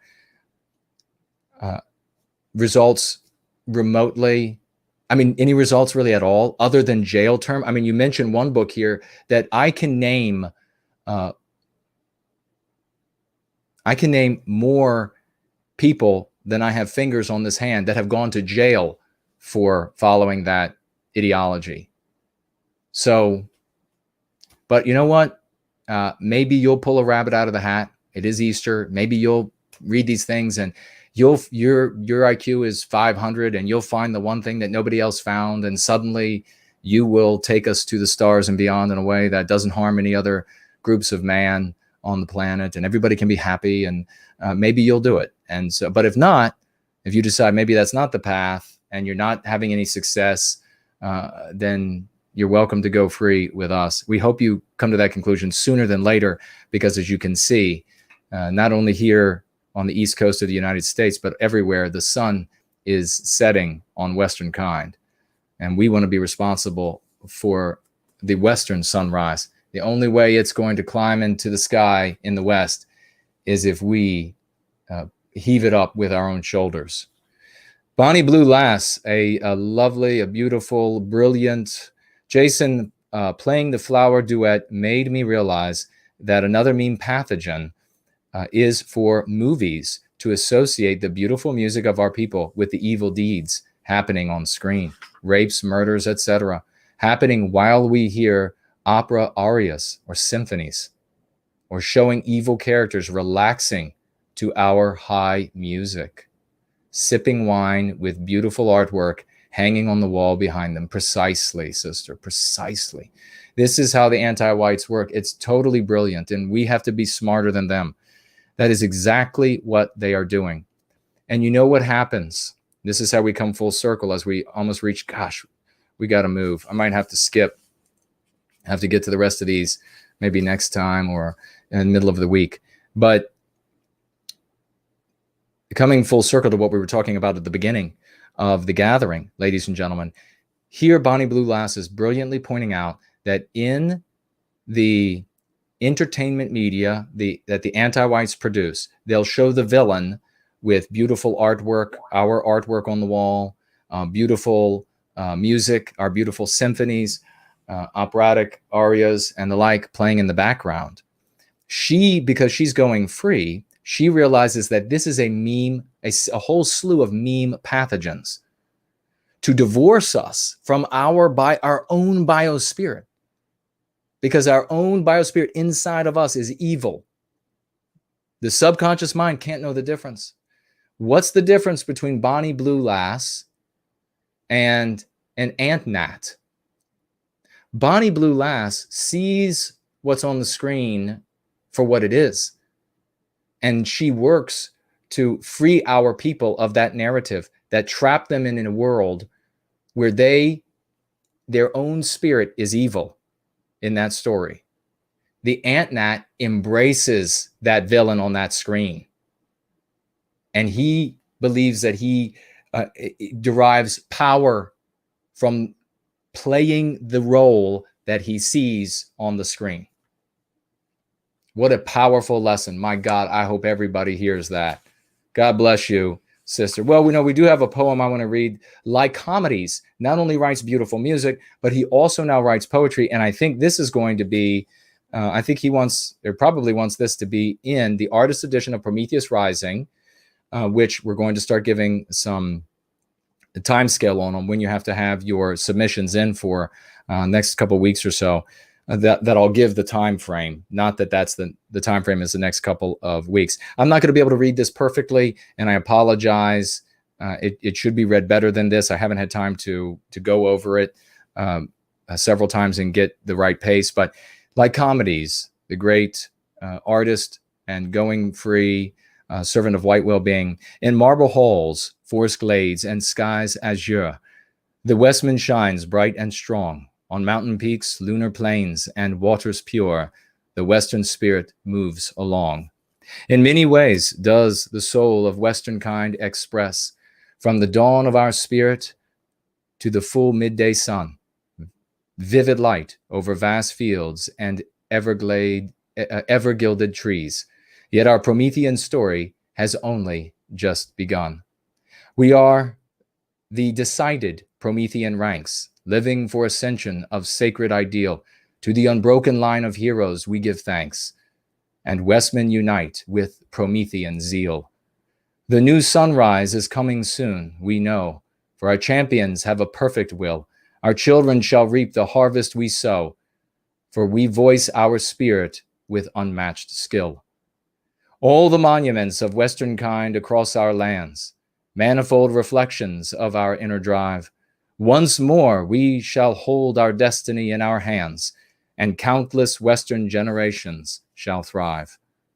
For the brilliant light is coming, the day we will win. Cast off the yoke, break the spell of poisoned words. We shall be Western kind pristine, a worldwide kin, forever kept safe by our Promethean swords. God bless you, brother. That was absolutely far more beautiful than I read it. And I will maybe read it into a video and do it much more justice than I did. That was Lycomedes, ladies and gentlemen, a submission to the artist edition of Prometheus Rising, which we will increasingly make a beautiful didactic tale to teach us about ourselves, our strengths and weaknesses as we move into and throughout this world, something that we can take real pride in, and that you can pick up the pen and write your character, who you are going to be, into that story at its very end. God bless you. Lycomedes is already doing it, demonstrating what a magnificent moral champion he is. Are you going to be one of the same? The great Four-Null has shown up, ladies and gentlemen. Let's get a big round of applause for the great Four-Null. $50 on top of this guy's everything he does. Boy, and he is active in the service of white well-being, a true champion, if you ever saw one. $50 on top of all of that. He writes, "Happy Easter, brother. Love from the Four-Null family to all our community." Well, a big Promethean happy Easter to the entire Four-Null family. We love them. We love you, brother. And we're going to continue with continue having these successes. And I know that you are going to be a big part of making that happen. God bless you.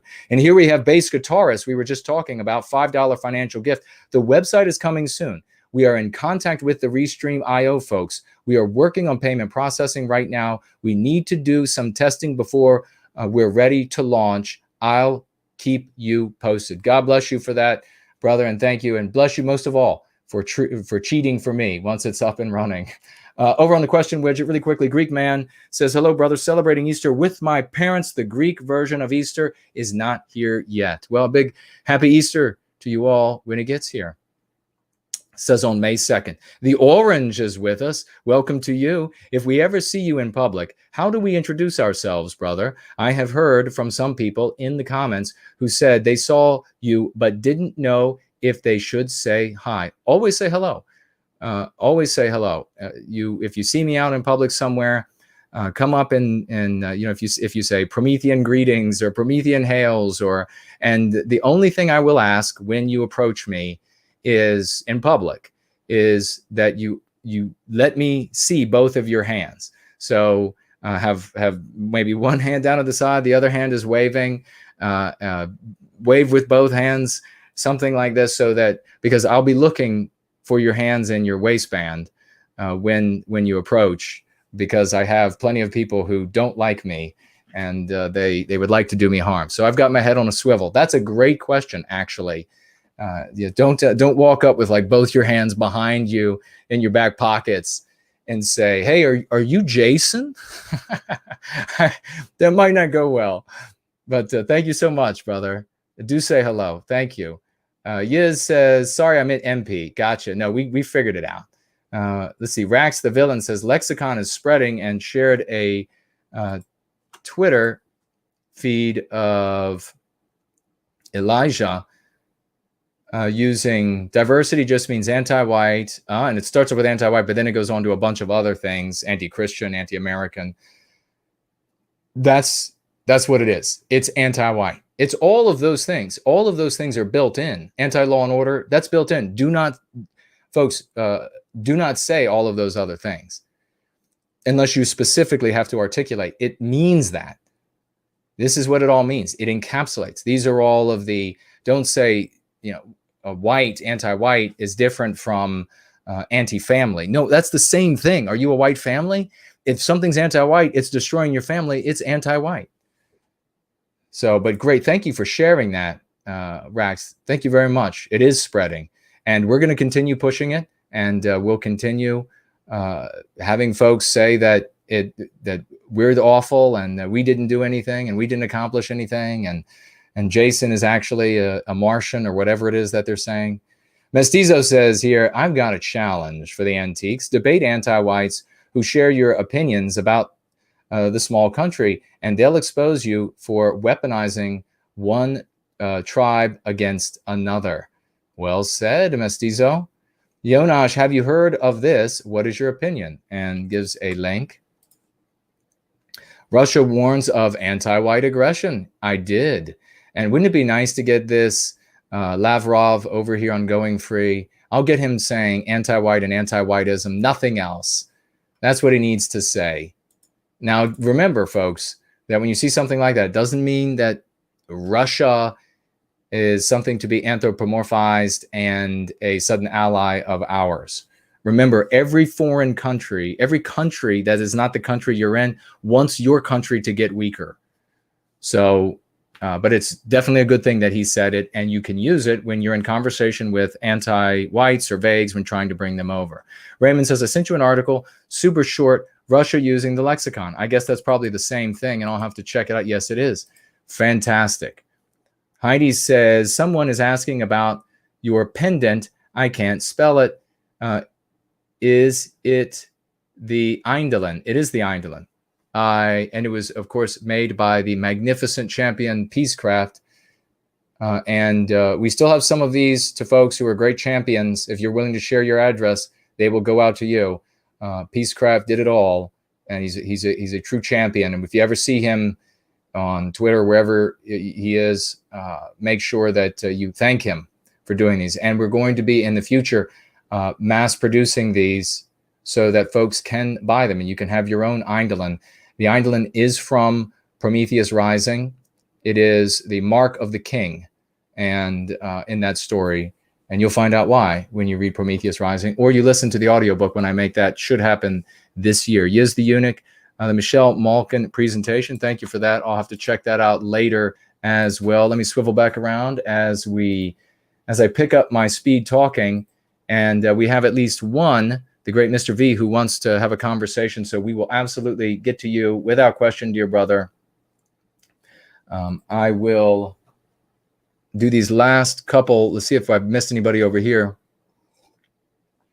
I'm just prepping as my speech gets faster and faster. I'm just prepping to be able to sell cattle in Texas in the future, or Arkansas, or wherever they do that. I guess they do it in several places, but I think there's a famous place, isn't there?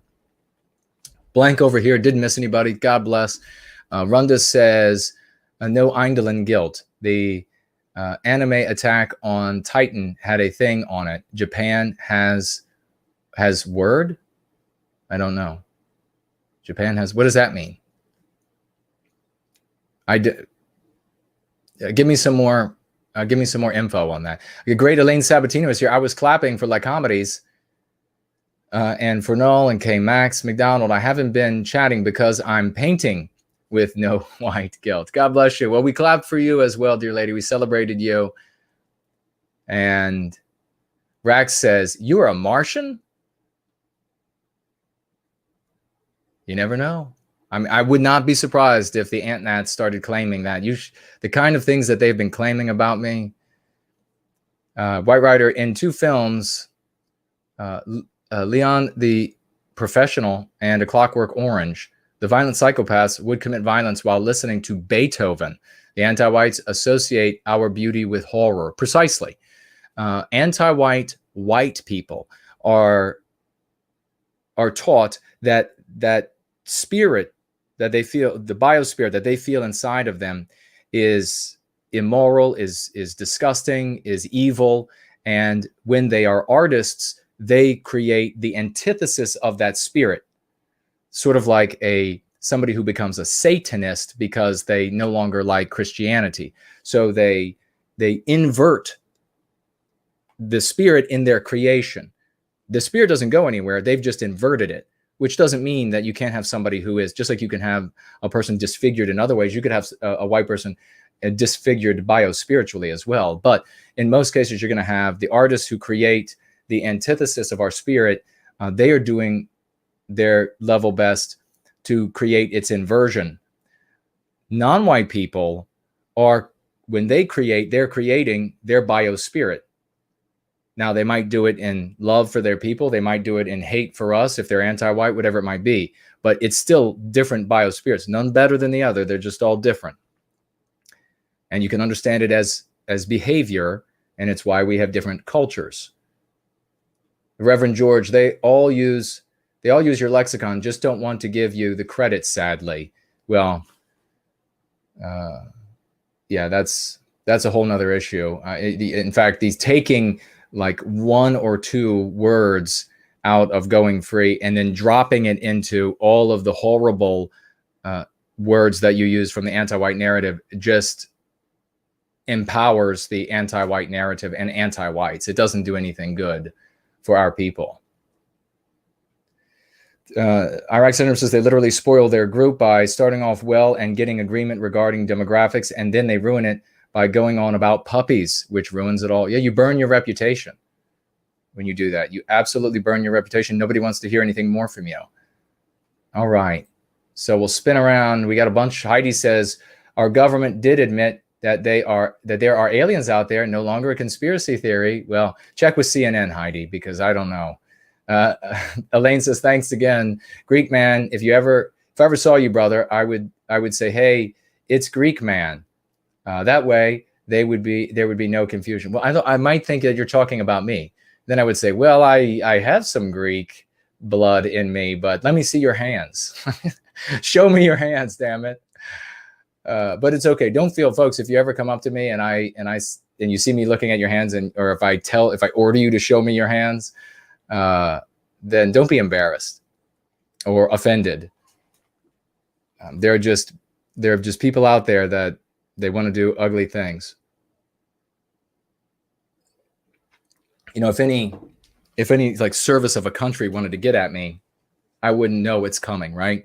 But what most likely is going to happen is it's going to be something that I'm streetwise about. Doesn't mean that I can't be taken at unawares. That's entirely possible. But if there's any evidence that I should be seeing, I probably will see it, and it'll be like by regular scumbags. I would just say anti-whites, but now maybe even ant-nats might come up and physically try to attack me too. Zangus says, you mentioned Russia just before. Are you aware of Dugin and his ideology, which is very strong in Russia? He has some influence among white sympathetics, essentially Eurasianism. Yes, I am familiar, and I would say this is another path that leads to the cemetery. I would maybe it'll turn out differently, but I'm definitely not going to put my money on it. I don't see anything good coming out of those ideas. Not in the past, not in the present, not in the future. Just my opinion. You can also look at history. You can also evaluate, and if you take a look, I think, and you're honest about it, I think you'll find that you've got it's similar to all of these other, like third positionism and all of this sort of stuff. It's just going to turn people off. It doesn't help the individual. It makes you hate it. It makes you burn your reputation. It is bizarre. It's odd, and it's a discussion about subjects that are premature in their resolution, which means you're going to end up in imbroglios with people over issues that are premature. It's just a giant waste of time, and it is attractive just primarily for the same reasons that the other ant-nat nitwittery is attractive in many ways. And also this doom dissecting is attractive to some people. In my opinion, maybe they'll pull a rabbit out of the hat, but if folks who are over there decide that, after so long, they haven't come to anything that has improved themselves, if it's always something off in the future and some big debate about X, Y, or Z, then just get away from that. We don't have a lot of time to play around anymore. Rory says, a true Southerner doesn't speak quickly, but I guess if from Virginia, you can be partially excused. Well, I'm definitely a true Southerner, but I know what you mean. We have to talk fast when we got to get through the gathering. Jonas, today it's 20 years since a certain type of marriage, the ears against the door, brother, was legalized in the Netherlands. Rundus, there's an anime called Attack on Titan. In one scene, a character started yelling, Eldians should feel guilty. Do they pronounce it Eindelen? Should feel guilty for their past?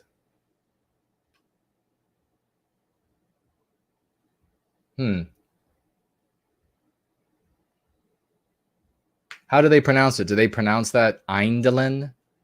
And when was that produced? Jonas, okay, you've already said that. All right, let me roll around here. Oh my God, 14 minutes. Let me quickly, we're going to get a quick song, and we'll be right back. This is extremely dangerous to our democracy.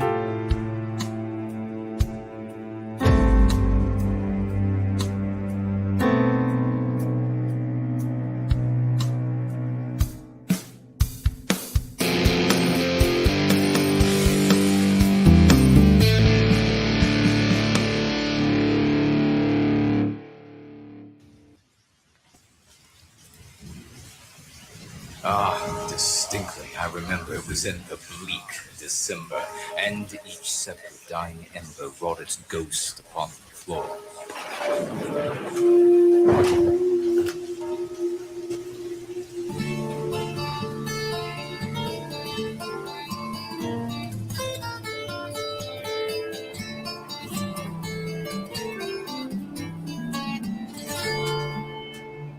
This death, this slow decay in the autumn of the world. This light is leaving us now. The summer has been through. And in the hours when the light grows dim, and only mold can live, hold true to the memory of summer. This death will not wait.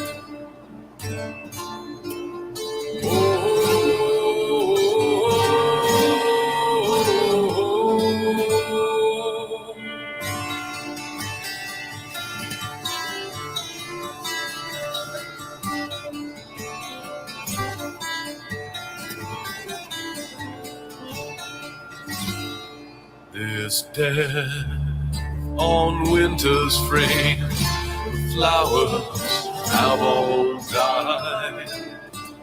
Somber is the eye that sees what comes. Foolish is the man who cries. To the future world in the spring of man, we call out with fading breath. There were those in autumn's rose who knew the nature of this dead.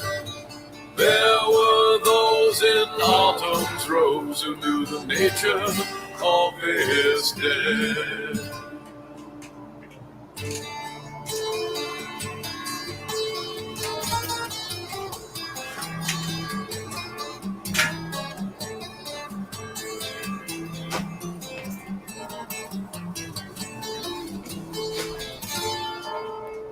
This death, this strange parade, the shuffle to the end, draining all the life where it resides, leaving us with nothing to defend. But even in the moment when the lie might win, and there seems no hope to be found, hold true to the memory of meaning. Don't forsake the sacred ground.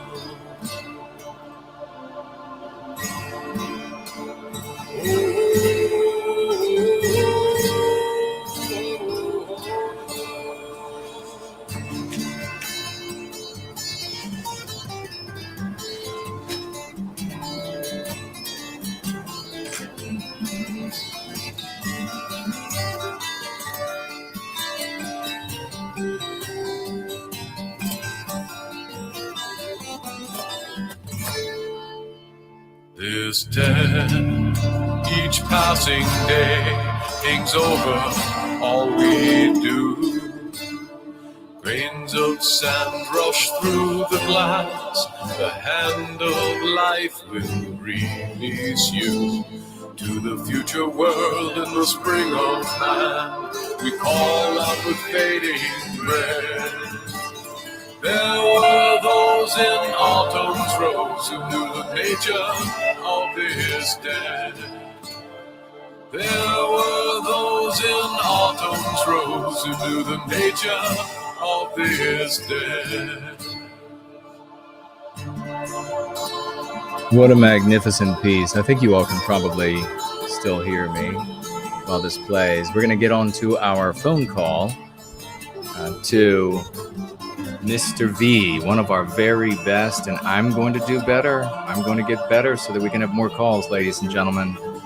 And we're going to place the call right now.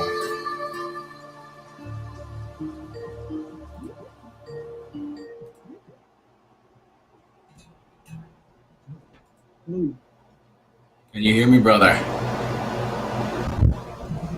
Oh, I can hear you. Can you hear me? Yes, I sure can. Go for it.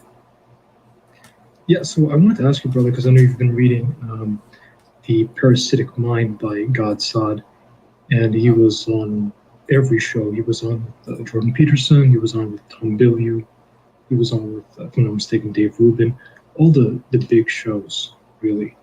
And I've caught a lot of influential YouTube people starting to use idea pathogen mind virus, and basically what he and other anti-whites concocted as misdirection from going free. Yeah. So I wanted to ask you, what's it like for you reading his book? And because someone on Twitter posted a passage from it, and he accepts all the MPs, he accepts all the precepts. It's difficult to convince me that this is anything other than an intentional misdirection from Go Free.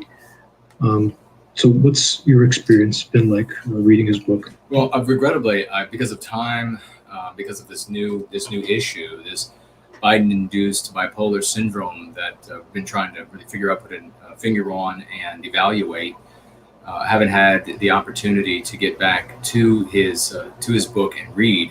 But I have had quite a few people reaching out to me who have read it, and they're saying the exact same thing that you are. They're seeing Gad Saad on all of these platforms and they're seeing these content producers, white sympathetics, and they're starting to use his ideology or his verbiage, and these people are telling me the same thing. This is intentional. They believe it's intentional misdirection, as you're saying here. I don't know whether it was from its inception, at least not yet. I'm not ready to make that assertion. But where I am going to have to exercise great restraint is when we begin hearing people who are white sympathetics and they are explicit about it, and they begin using his lexicon rather than going free. That is going to I will not be able to be on camera when that happens. And I don't know who it's going to come from first, but yeah, it is. Thank you for asking about that, because here you have my life work, and I have been at this with purest of love and intentions this entire time, suffering the entire time for doing this. And then you have this guy come along, and in the best case scenario, he and like I say, I haven't gone through his book yet myself. I have it right here to finish reading. Best case scenario, he came up with at least the idea parallel to me coming up with it. Didn't get it from me, but came up with it many, many years after I introduced it to the world and was using it to improve lives. He comes up with it and is then aided by all of his kin, all of his brothers from his community, his Jewish community, and they are, God bless them, they work together very well. They help each other out. It's been a #1 bestseller for him. The vast majority of the dollars that are making him rich off of that book are from the pockets of white people, while at the same time, my kin, so precious few of my kin, of my people, are lauding Go Free for its successes. He doesn't even have any successes. The book just came out. There's no saving lives. There's no getting people off of drugs. There's no anything. But yes, you have his folks, God bless them, coming in. They help him out. They tell the world he's the smartest person ever to exist. And the vast majority of my kin that know about this in the white sympathetic spheres either say nothing at all about this that's been around now, me pushing for decades. They say nothing about it, or they viciously attack me for it. So you and all of those who are going free are truly beyond diamonds in the gravel of the white race, in the gravel of what we have become in this just sickening melange of losers. It is truly despicable the way these people behave. It really hurts. It actually, thank you very much for bringing this up. It's very important. It really hurts that this is happening. He's being made rich. If those dollars were coming in for sales on Go Free, you all know damn well and good where that I would be using those dollars, what I would be using those dollars for. Those dollars instead are pouring into Gad Sad, and more power to him. I know he's probably got a couple girlfriends off to the side. Maybe he doesn't. Maybe he's completely normal or moral or whatever. But we do know, even in that best case scenario, and cars and houses and trips, luxurious trips, you can just imagine with all the money. But maybe not. I don't know.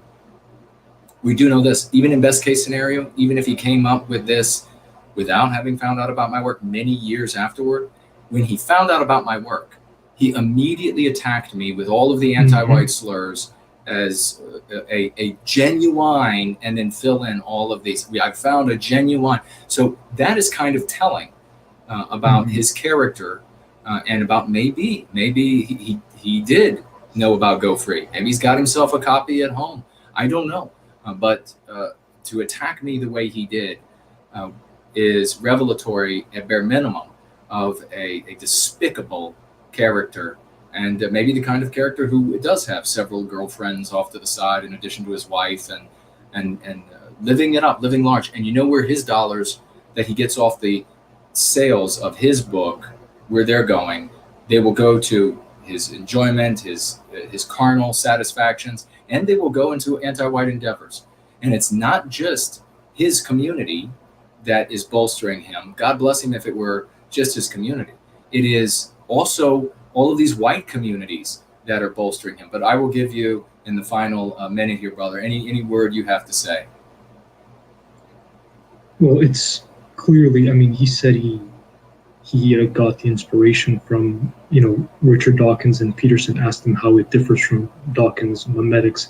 I mean, he didn't take meme pathogen because he couldn't, because it was already taken. I mean, idea pathogen, I mean, it doesn't even, funny when he's talking about memetics, that's not even memetic in itself. You tell someone idea pathogen, they'll forget about it later.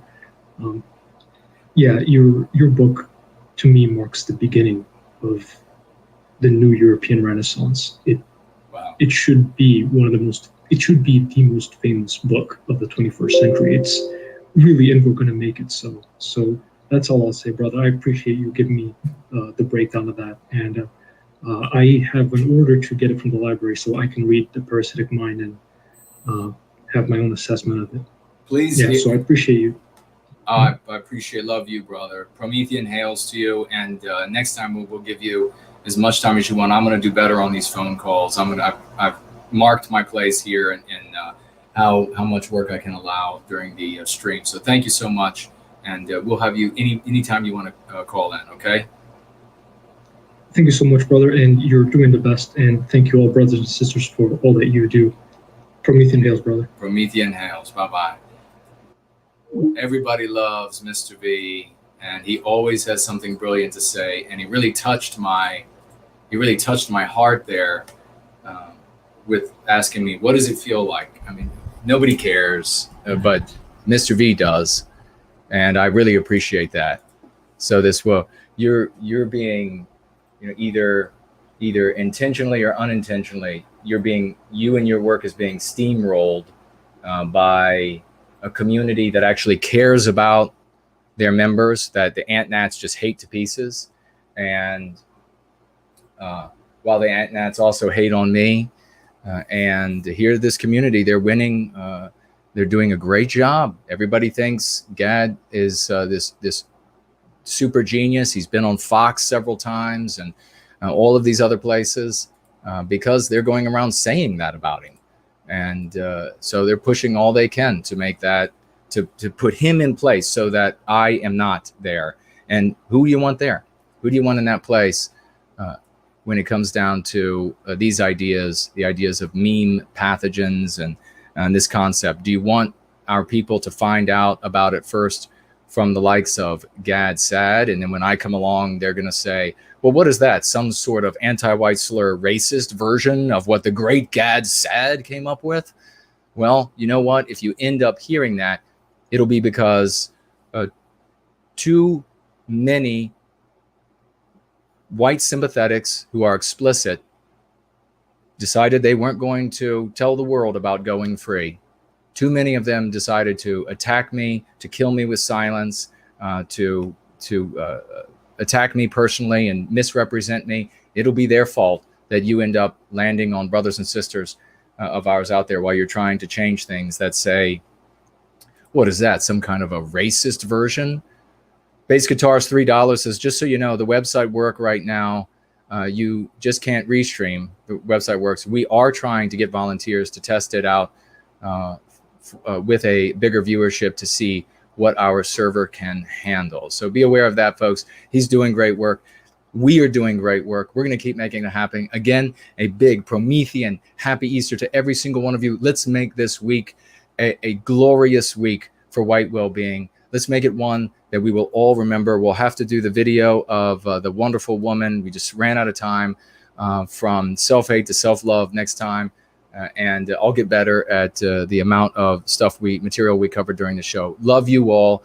Let's go free.